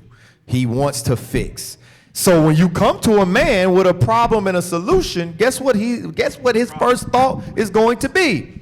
To fix it. But I think a lot of times women, y'all just want somebody to lean on because that's how you grew up. You want a girlfriend that you could just talk to. Don't tell me nothing. Don't fix me nothing. This, that, and the third. And that ain't a man. And that ain't what you're going to get from him. And that's because we have forgotten the dynamics and the roles of a spouse in a marriage. It's been taught to us by Esau. Just give me a shoulder to cry on, and I just want to tell you about all my problems and vent. And I don't want you to, like you said, I don't want you to say nothing. Don't help me fix them. I just want to lower them. That ain't how men operate, and that's why a lot of arguments start. Because a woman will come want to do that, and the man be like, okay, well, you shouldn't do this, you should do this. No, you should do that, you shouldn't do this. Or whatever. Oh, you hate me. And every time I come to you, it's always X, Y, and Z. Am I lying? You see the men, at least y'all ain't scared. Pull up that video, Caleb, I just sent you. Pull a video. Yeah, why are you pulling up the video? Give me Ephesians 4:27. So what that sister is talking about, man, she's not giving place to the devil. She's allowing growth in the relationship. Give me that real quick. Ephesians chapter 4, verse 27. Neither give place to the devil. Neither give place to the devil. So that's what that sister's doing. She's examining herself, noticing that, dang, I wanna do something petty to this man. But she overcame that, and then she conversated with the husband in order to, what? Allow growth in the relationship. She had accountability right. at that moment. That's it. Hey, go ahead. Play the video. Yeah, that's it right there. I've been sending my wife these videos all week right here. Me too. Hey, you too? You too? Yep. Just to remind her. I told her this long time ago we got married. I ain't your best friend. Right. Look at my nails. Oh my goodness! Oh, They're cute, right? Oh, this new? Yes. How our wives expect us to react when they show us they nails. That is what they want. Yeah. You better go get a friend. Go ahead, play it. Keep playing. I tried a new design. Oh. So cute. I love it. Oh, I gotta tell the fellas about this. Look at that. Oh my goodness. Let me tell the brothers about my wife's nails. No. That's the new. right, you can drop it. That's doo-doo. That's how y'all, I'm telling you, that's how your wives expect you to react when you come to Right, as Kat was saying, that ain't gonna happen. And brothers, she's not the brothers, so you can't treat her like the brothers, because that's on the flip side. Y'all expect her to be like the brother. It don't work that way. You can't talk to her about certain stuff. You can't treat her certain stuff. You can't say certain stuff to her, because she ain't gonna the jokes that we throw with each other ain't gonna fly with her like it would with us. You can't go that way. And the same way, sisters, we don't care about your nails. Oh yeah, them look nice. It goes both ways. Go ahead. Read that. Finish that. Where was we at? Yeah, you could. Hey, yeah, the wife come up. You notice something different about me? No. No. I noticed what my wife do. I know what my wife do her hair. But she want me to be excited about her. That's the point. Turquoise, lavender, green polka dot fingernails.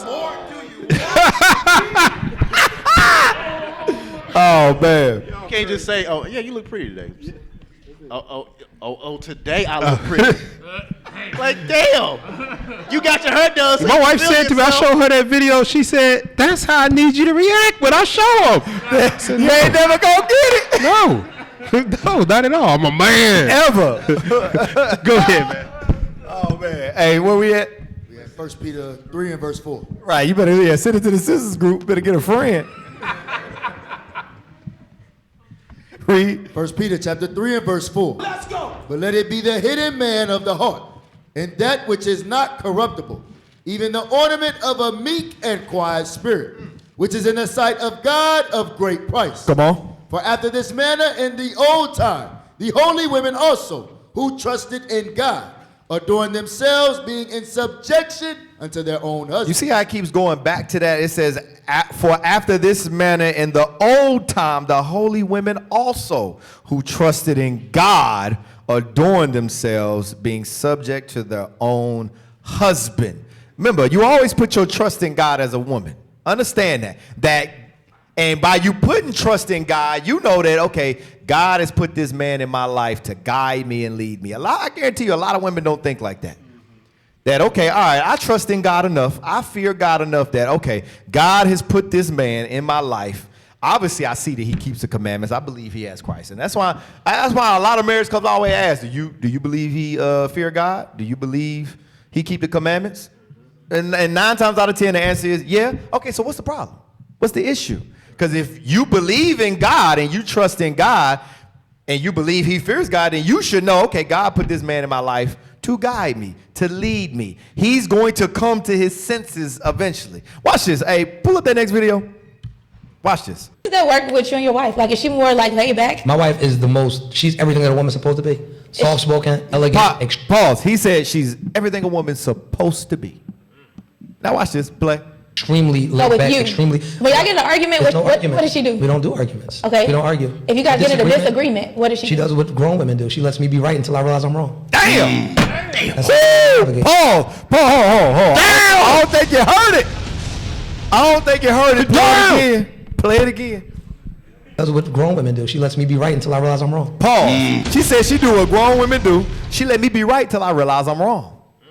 And that's a hard pill for a lot of women to swallow. Hey, but if you trust in God and you believe the spirit of Christ is in your husband, you got to do that. You got to let him be right till he realize he wrong. Now, were you going to say something? What's the worst thing a man want to do? Is say what? I'm wrong. Damn right. That's the worst thing a man want to do. Dang, she's right. Hey, but watch this, because watch what the black woman tried to trip him up, but watch what he says. Damn. That's how grown women navigate. Just play it from the beginning. I want to hear it again. Play it from the beginning. How does that work with you and your wife? Like, is she more like laid back? My wife is she's everything that a woman's supposed to be. Soft-spoken, elegant, extremely laid back, extremely. But y'all get in an argument, what does she do? We don't do arguments. Okay. We don't argue. If you guys get in a disagreement, what does she do? She does what grown women do. She lets me be right until I realize I'm wrong. Damn. That's how grown women navigate. Yeah, I deal with feminine women. Wait, say it again. That was hard. Say it again. She allows me to be right until I come back and realize I'm wrong. That's what smart women do. So when you come back and realize you're wrong? It could be. Pause. He said that's what smart women do. Go ahead. I go get in my car. It could be a day. It could be. What if 2 you days. never realize it? She knows what kind of man she got. I'm gonna realize it. Pause. That's the point. He said she knows what type of man she has, and I'm going to realize it. That's the point of trusting in God. Because if you see Christ in your husband, you should be able to know, okay, I know what type of man I got. I know what type of man I already. He will realize it because he fear God. Yeah, he wrong as hell right now. Yeah, he wrong. But I ain't going to say nothing. I'm going to follow him. I'm going to do what the scripture says. That's why I read the next verse. Read the next verse. See, I got to pay attention to the adjectives that are used in the Bible. Read the next verse. Verse 6. Even as Pause. See, you got to stress that. Even. As Sarah. Even, meaning indeed. Just like. Even, read. As Sarah obeyed Abraham. Just like Sarah obeyed Abraham. She trusted in God. Because remember, Abraham came to Sarah and said, yeah. Or the angel came to Sarah and said, you're going to have a baby. She said, ha ha. Yeah. Okay, the Abraham, he's 90-something years old. 90-something years old. Have a old. baby. Oh. But right here, we say, even as Sarah obeyed Abraham. Read. Calling him Lord. Calling him Lord. Giving him the due respect. Because a lot of times sisters would use the word Lord, but a lot of times sisters use the word Lord. What's the word I'm looking for? I'm trying to use some nice words. Y'all just use it haphazardly. That was good. Y'all use it haphazardly, not really pulling the full essence of why calling him Lord. It says, even as Sarah obeyed Abraham, calling him Lord. This was an example, what we just read in that video, of calling him Lord and showing the example and the actions that he's your Lord. Play the next video. Talk to black men like you talk to your white boss. Dang! And that's all we need. Hey, because some black women, your Lord is your white boss. The white man is your Lord. So what he's saying is talk to me like you talk to your white boss. Right. Because think about it. And a lot of women, when you go to work, your boss might be wrong, but you ain't gonna fix your mouth to say nothing. Yeah, your boss might come at you. You probably did something wrong. He come down hard and correct you, give you a write-up. You ain't finna say nothing. You ain't finna go back and forth, but I don't appreciate how you because you know you'll get fired. But the husband get home and can't get the same respect. That's what Kevin Samuel is making mention to. That same respect. And that's what you see here, even as Sarah obeyed Abraham, calling him Lord, giving him his due respect. Not being impudent, but being respectful, giving that husband the due respect. Go back, read that again. Talk to black men. No. Go back to Peter's. That was it on that. 1 Peter chapter 3 and verse 6. Even as Sarah obeyed Abraham, calling him Lord, whose daughters ye are. Y'all the daughters of Sarah, right? Dang. Only two of them. We only got two daughters of Sarah in here. Read on. As long as ye do well and are not afraid with any amazement. And you shouldn't be afraid with any amazement to act and respond in your proper role as a wife. You should not be, because I'm telling you, society will deem you as, dang, why you act like that? Why you let a man rule you like that? Why you want to be a slave? I know y'all probably hear it all the time. Oh, so you a slave now because you submit to your husband? No.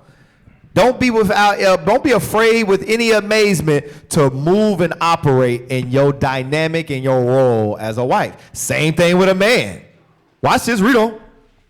Likewise, ye husbands. So now it says, likewise, ye husbands. Now it's to the husbands, read. Dwell with them according to knowledge. We must dwell with our wives according to knowledge. Because sometimes the reason why a wife won't want to come to you with questions, or she won't want to come to you with those thoughts. Yeah, you might want it, but she don't want to come to you because when she do, you brush her off. You don't give her any solutions. Understand this. Yes, men, we can tear down, but you must give solutions to what you tear down. Hey, that's the point. Go ahead. The only time you bring up a scripture to your wife is when you're correcting her, not to build up. Damn. We done had a lot of newly married folk coming into the truth as well, righteously married. I'll say righteously married. A lot of times the problems be the husband only wants to pull out the Bible when correction is. Right. That never works. For brothers that are learning how to be righteous, that never works, man. And the woman stopped believing in it because she sees it as a weapon. You know, and not something to uplift her. Right. You've made the Bible a weapon in your house. Get that in Jeremiah where it talks about that. Jeremiah, what I want is it 1? Yep, let's read it. Jeremiah chapter 1 and verse 10.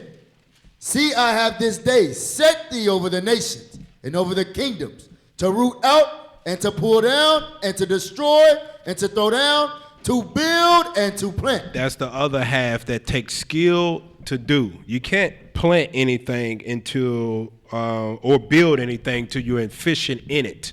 And a lot of times you brothers just use it as a weapon, and the woman that you are trying to get to understand what God has called you to understand, you've only known how to root out, pull down, and destroy, and you don't come and seek counsel to help build and plant. Where you can ask questions about things. Your wife got questions. All right, you come up here, ask us, you take them back, and then that's how you build up the house. Don't use the Bible as a weapon, brothers. Dwell with them according to knowledge, as the scripture just said. Hey, get 2 Ezra 14, just to add on to that. Especially with new people coming in, and you have a wife or a spouse. And like you said, you immediately, because she ain't getting right in the time, and you immediately with a weapon, not realizing, watch this, read that. 2 Ezra 14, start at verse 13.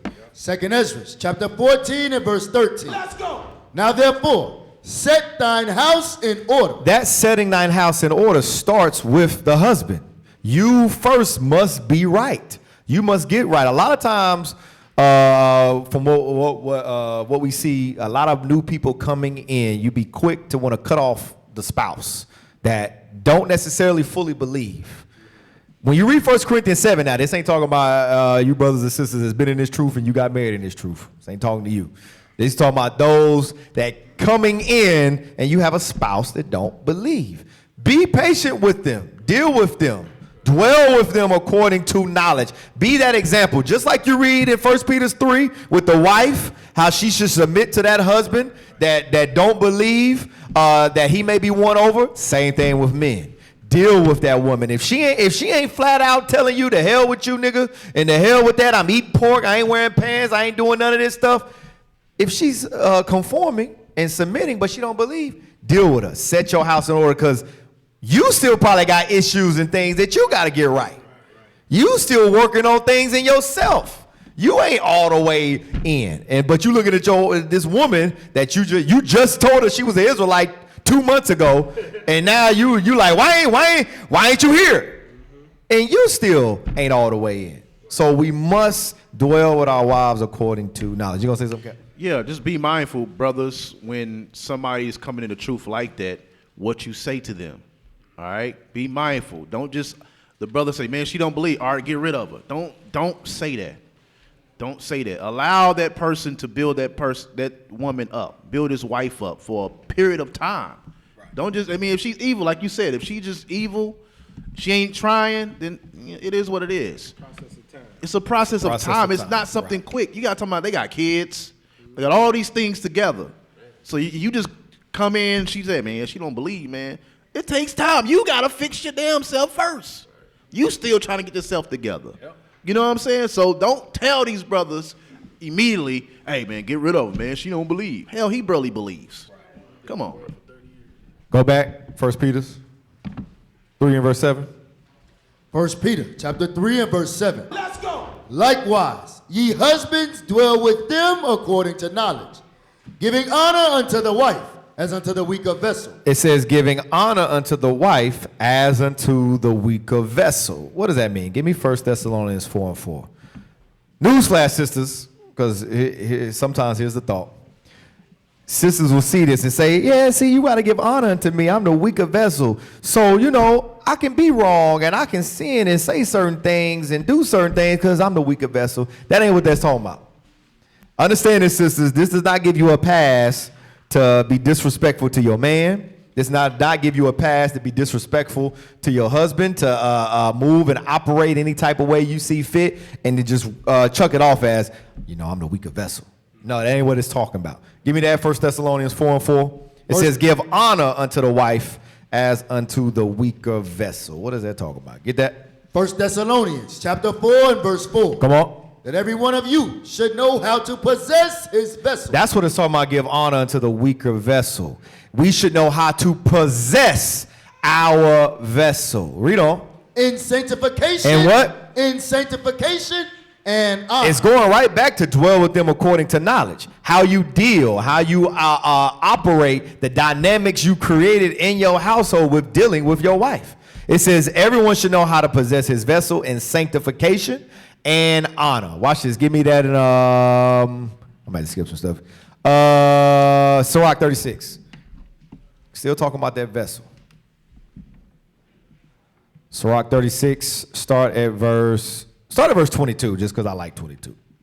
Sirach chapter 36 and verse 22. The beauty of a woman cheereth the countenance. Sisters, newsflash, the beauty of a woman cheereth the counsel. Your husband don't like seeing you walk around the house in your bonnet and things of that nature. Beauty cheereth the countenance. What'd you say? Look like Mr. Popo. Read on. And a man loveth nothing better. A man loveth nothing better. Read on. If there be kindness, meekness, and comfort in her tongue, then is not her husband like other men. Y'all understand what that Bible is saying? If there be kindness, meekness, comfort in her tongue, then her husband is not like any other man. He moved different. He deal differently. Because when he's at home, he's getting recharged, refueled. Bishop Yalsop said it during class the other day, you got to be the charger. You the iPhone charger. We the iPhone. You the iPhone charger. But guess what? Ain't no use for the charger if ain't no iPhone. Go ahead, Cap. Also, sisters, do not try to compare your husband to somebody else. You only see the representative that you see. You don't have a damn clue what goes on in their household. So you trying to, well, he do this, he does that. Captain so-and-so do this with his. Listen, you have no idea what goes on at home. You have no idea. Stop trying to compare your husband to somebody else. You build up your husband. Straight up. Don't try to do that. No. You that's 100%. And we learned that from society, from Babylon. Deal with what, and this is a saying, the grass is always greener on the other side. Everybody know that saying, right? That saying, right? But everybody forgets that grass came from the same dirt. It did. It came from the same dirt. Go ahead. Go back. Read it again. That's old backwoods Tennessee saying right there, ain't it? Because everybody look, the grass is always greener on the other side, but you forget it came from the same dirt. So why not cultivate and plant and build what you got to get the same green grass? That's the point of the saying. Go ahead, read that. Say so every now and then, I put one out of there. You know what I'm saying? I put one out of there. Go ahead, read that. Verse 23. If there be kindness, meekness, and comfort in her tongue, then is not her husband like other men. Come on, watch this, read. He that getteth a wife, but getteth a possession. This is giving honor unto the wife as unto the weaker vessel. You understand that when you get a wife, you get a possession. So now guess what you have now undertook? What have you now undertook that when you understand he that getteth a wife, get a possession? What does that mean? Married brothers, raise your hand. Who can explain? Go ahead, Zakai. Responsibility. That's it. Responsibility. That's giving honor unto the wife as unto the weaker vessel. You are now responsible for this woman's spiritual well-being, this woman's physical well-being, as well as your household. That's why, read that verse again. He that getteth a wife, but getteth a possession. Watch this, read. A help like unto himself. Now, granted, this possession is a help like you. Meaning, her mind is supposed to be after your mind. Now sisters, you supposed to be a help like unto him. That means your whole now duty and role is pleasing him. And you know everything that you need to know to please him. Skip that video, go to the next one. Watch this. Play that video. A help like unto himself. Yeah. That you don't have to go to couples therapy. You don't have to send your man to an ayahuasca retreat. If you choose to respect him and show him the appreciation and admiration. That's not it. Drop that one. Go to the next one. That was a good video too, though. But drop that. I'm running out of time. No. I wanted that one too, but go to the next one. Yeah, that one right there. A help like unto himself. My husband was here. He would tell you, don't nobody on earth know him better than I do. Because I make it hard for him to stay mad at me now. We tell women, if you really want to know that man, study him like your life depended on it. Damn! Up on the chairs and in the middle. Is there anything I can do for you? Whatever needs to be done. It's my job to know you. It's my job to know what moves you, what causes you to tick, what doesn't. It's my job to know when you're feeling a particular way, and I can hear it in your voice. It's my job to know those things. What does sister say? Now, hold on. That's some good stuff right there. A lot of you brothers, y'all want that in a wife. Yes or no? That her mind is like yours, and in her mind, it has clicked that her job is to know and study everything about you, and her whole, get Genesis 3:16. Genesis 3:16. I'm almost done. Genesis 3:16. Read that. Genesis chapter 3 and verse 16. Come on. Unto the woman he said, I will greatly multiply thy sorrow and thy conception. In sorrow thou shalt bring forth children, and thy desire shall be to thy husband, and he shall rule over thee. That's what we just read. The woman's desire. That's a heavy word. What you desire should be after your husband. After your husband, and he shall rule over you. Now, men, a lot of y'all want that. But guess what? If you don't got that, guess what you got to do? You got to mold that woman to be that type of woman that you want. That's why I go back to Sirach 36. That's why, listen, dwell with them according to knowledge and deal with your wife as unto the weaker vessel. This is what it goes into. Like the officer said, you got responsibility now. It's your job now. Read that. Sirach chapter 36 and verse 24. He that getteth a wife beginneth a possession, a help like unto himself. You have to mold her into that help like unto yourself. And you have to, and sisters, you have to understand that is my job. That is my sole, I'm telling you, when we actually move into our roles and our dynamics as husband and wife, listen, I'm telling you, life will be easy. I say it all the time. Life will be easy. The reason why there's a struggle and troubles and it's hard is because we're trying to go outside of how God commanded us to think and move and act. Brothers, you understand? Listen, I'm the head. I gotta hold stuff down. I can't look for a woman to handle things no more like in the world. Then things will be easy. Same thing with a woman. Woman, I got to understand my desires after my husband. My thought process and my patterns have to be after his. I have to submit fully to him. My whole desire is my husband. Your life will be a lot easier. Go ahead, Cap. And this is why I always mention setting the tone in your marriage. A lot of times we don't really take serious the marriage itself as a man. Because think about it. In Matthew, it talks about when you leave, she's leaving her father's household. When you know what I mean? Like you taking this woman from under her father, and you have to build her up. That's a responsibility. Right. Right. It's a responsibility. Just think about it. And so that means you have to be on point. When you filing taxes and you doing all that, what does it say? Your dependents, right? Everybody, you have to write down everybody that depends on you as a man. So that means you have to take care of your wife, I don't want to say the word, but like a child. That's the power dynamic. Yeah. That's what, and I'm telling you, Babylon has taught black women that they independent and that they free and they supposed to be on their own. And I tell you right now, my daughter, unless she a demon, she will never not be under my household until she get a husband. That's how it was always supposed to be. That's the power dynamic. A woman always has a man ruling over them. A woman's mind, understand this, A woman's mind is always after a man's. Period. It's just, y'all got to make sure your mind is after your husband's and not the white man's. After the right man and not the white man. Hey, Cap. That's what it is. Go ahead. Get the ball. Hey, get the ball. That was a Deacon A. That was a Deacon A. right there. Go ahead, Cap. Hey, if y'all don't like the word child, I love this word. It's called dependent. Y'all are dependent. Boy, surely is hot outside. I mean, I know y'all said he said child, but I want to make sure. Hey, go back to 1 Peter's. No. Finish that in Sirach. I'm almost done. I'm trying to squeeze this out 5 minutes. Sirach, chapter 36 and verse 24. He that getteth a wife beginneth a possession, a help like unto himself. Come on. And a pillar of rest. A pillar of rest. Not a pillar of stress, a pillar of rest. Read on.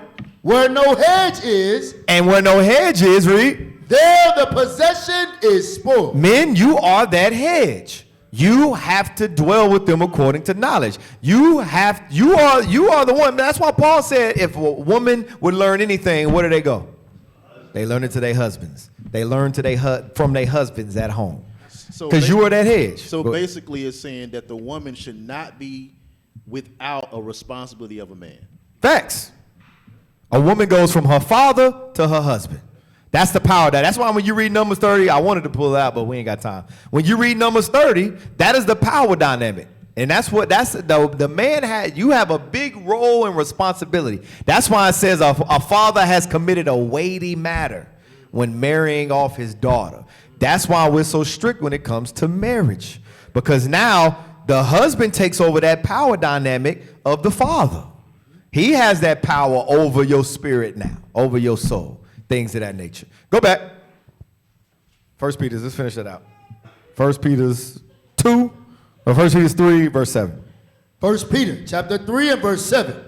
Likewise, ye husbands, dwell with them according to knowledge. Come on. Giving honor unto the wife, as unto the weaker vessel. Read. And as being heirs together of the grace of life. Because you are heirs together when you operate in the role and dynamic that God has commanded you to do. You're heirs together. You one flesh. Guess what? Women, you ain't getting the kingdom without your husband. Men, you ain't getting the kingdom unless you do right by your wife. Unless you deal and build with. If you were evil to your woman, understand this. You ain't getting the kingdom. Same thing with you women.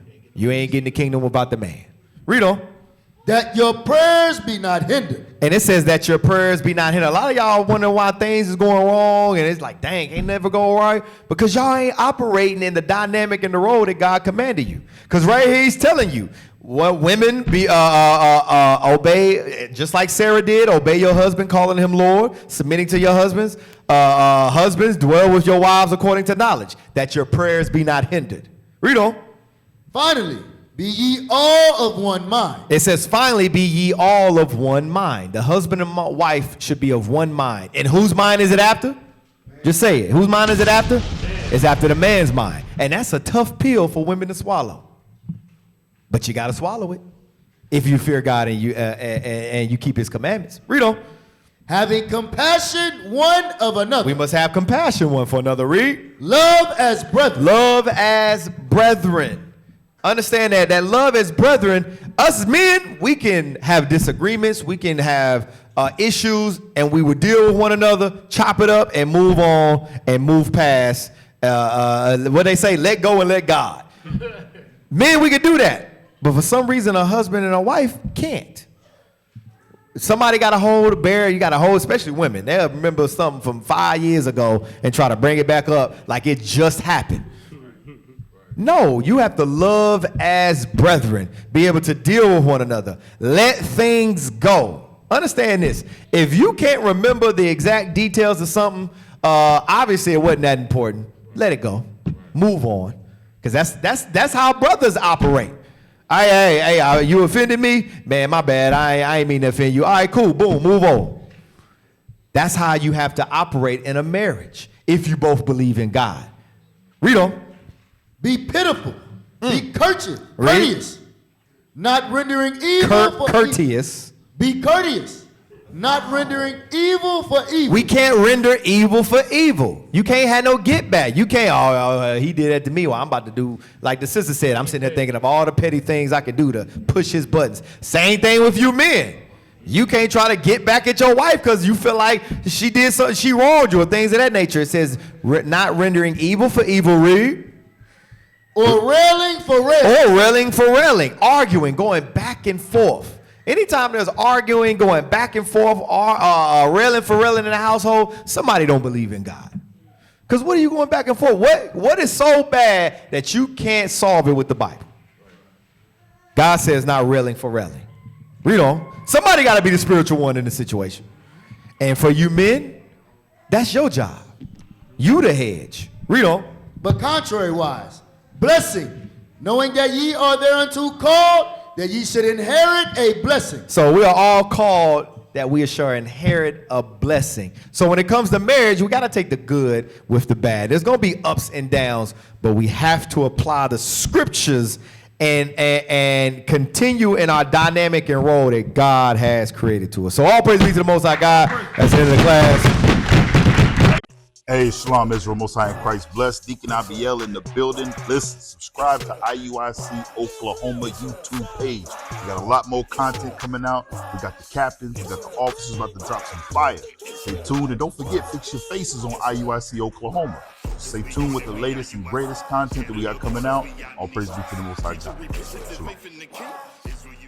Across the earth, the prophets move. From city streets to distant lands, the message is the same. Israel must rise. Through every quest, every journey, the truth spreads. No border can contain it. No distance can silence it. Our nation lives in every moment. In joy, we celebrate marriages. In sorrow, we honor our dead. On the Sabbath, we gather as one. Families rejoicing together, bound by the commandments of God. Yet are we tried. From the stones in Kenya to the hatred in Montana, we endure as a soldier of the Lord. And still, the mission expands. On the airways, on the screens, in every nation under heaven, Israel's voice is heard. We build our communities. We raise our children in royalty. We restore what was broken. We clean what was defiled. We show the world who we are.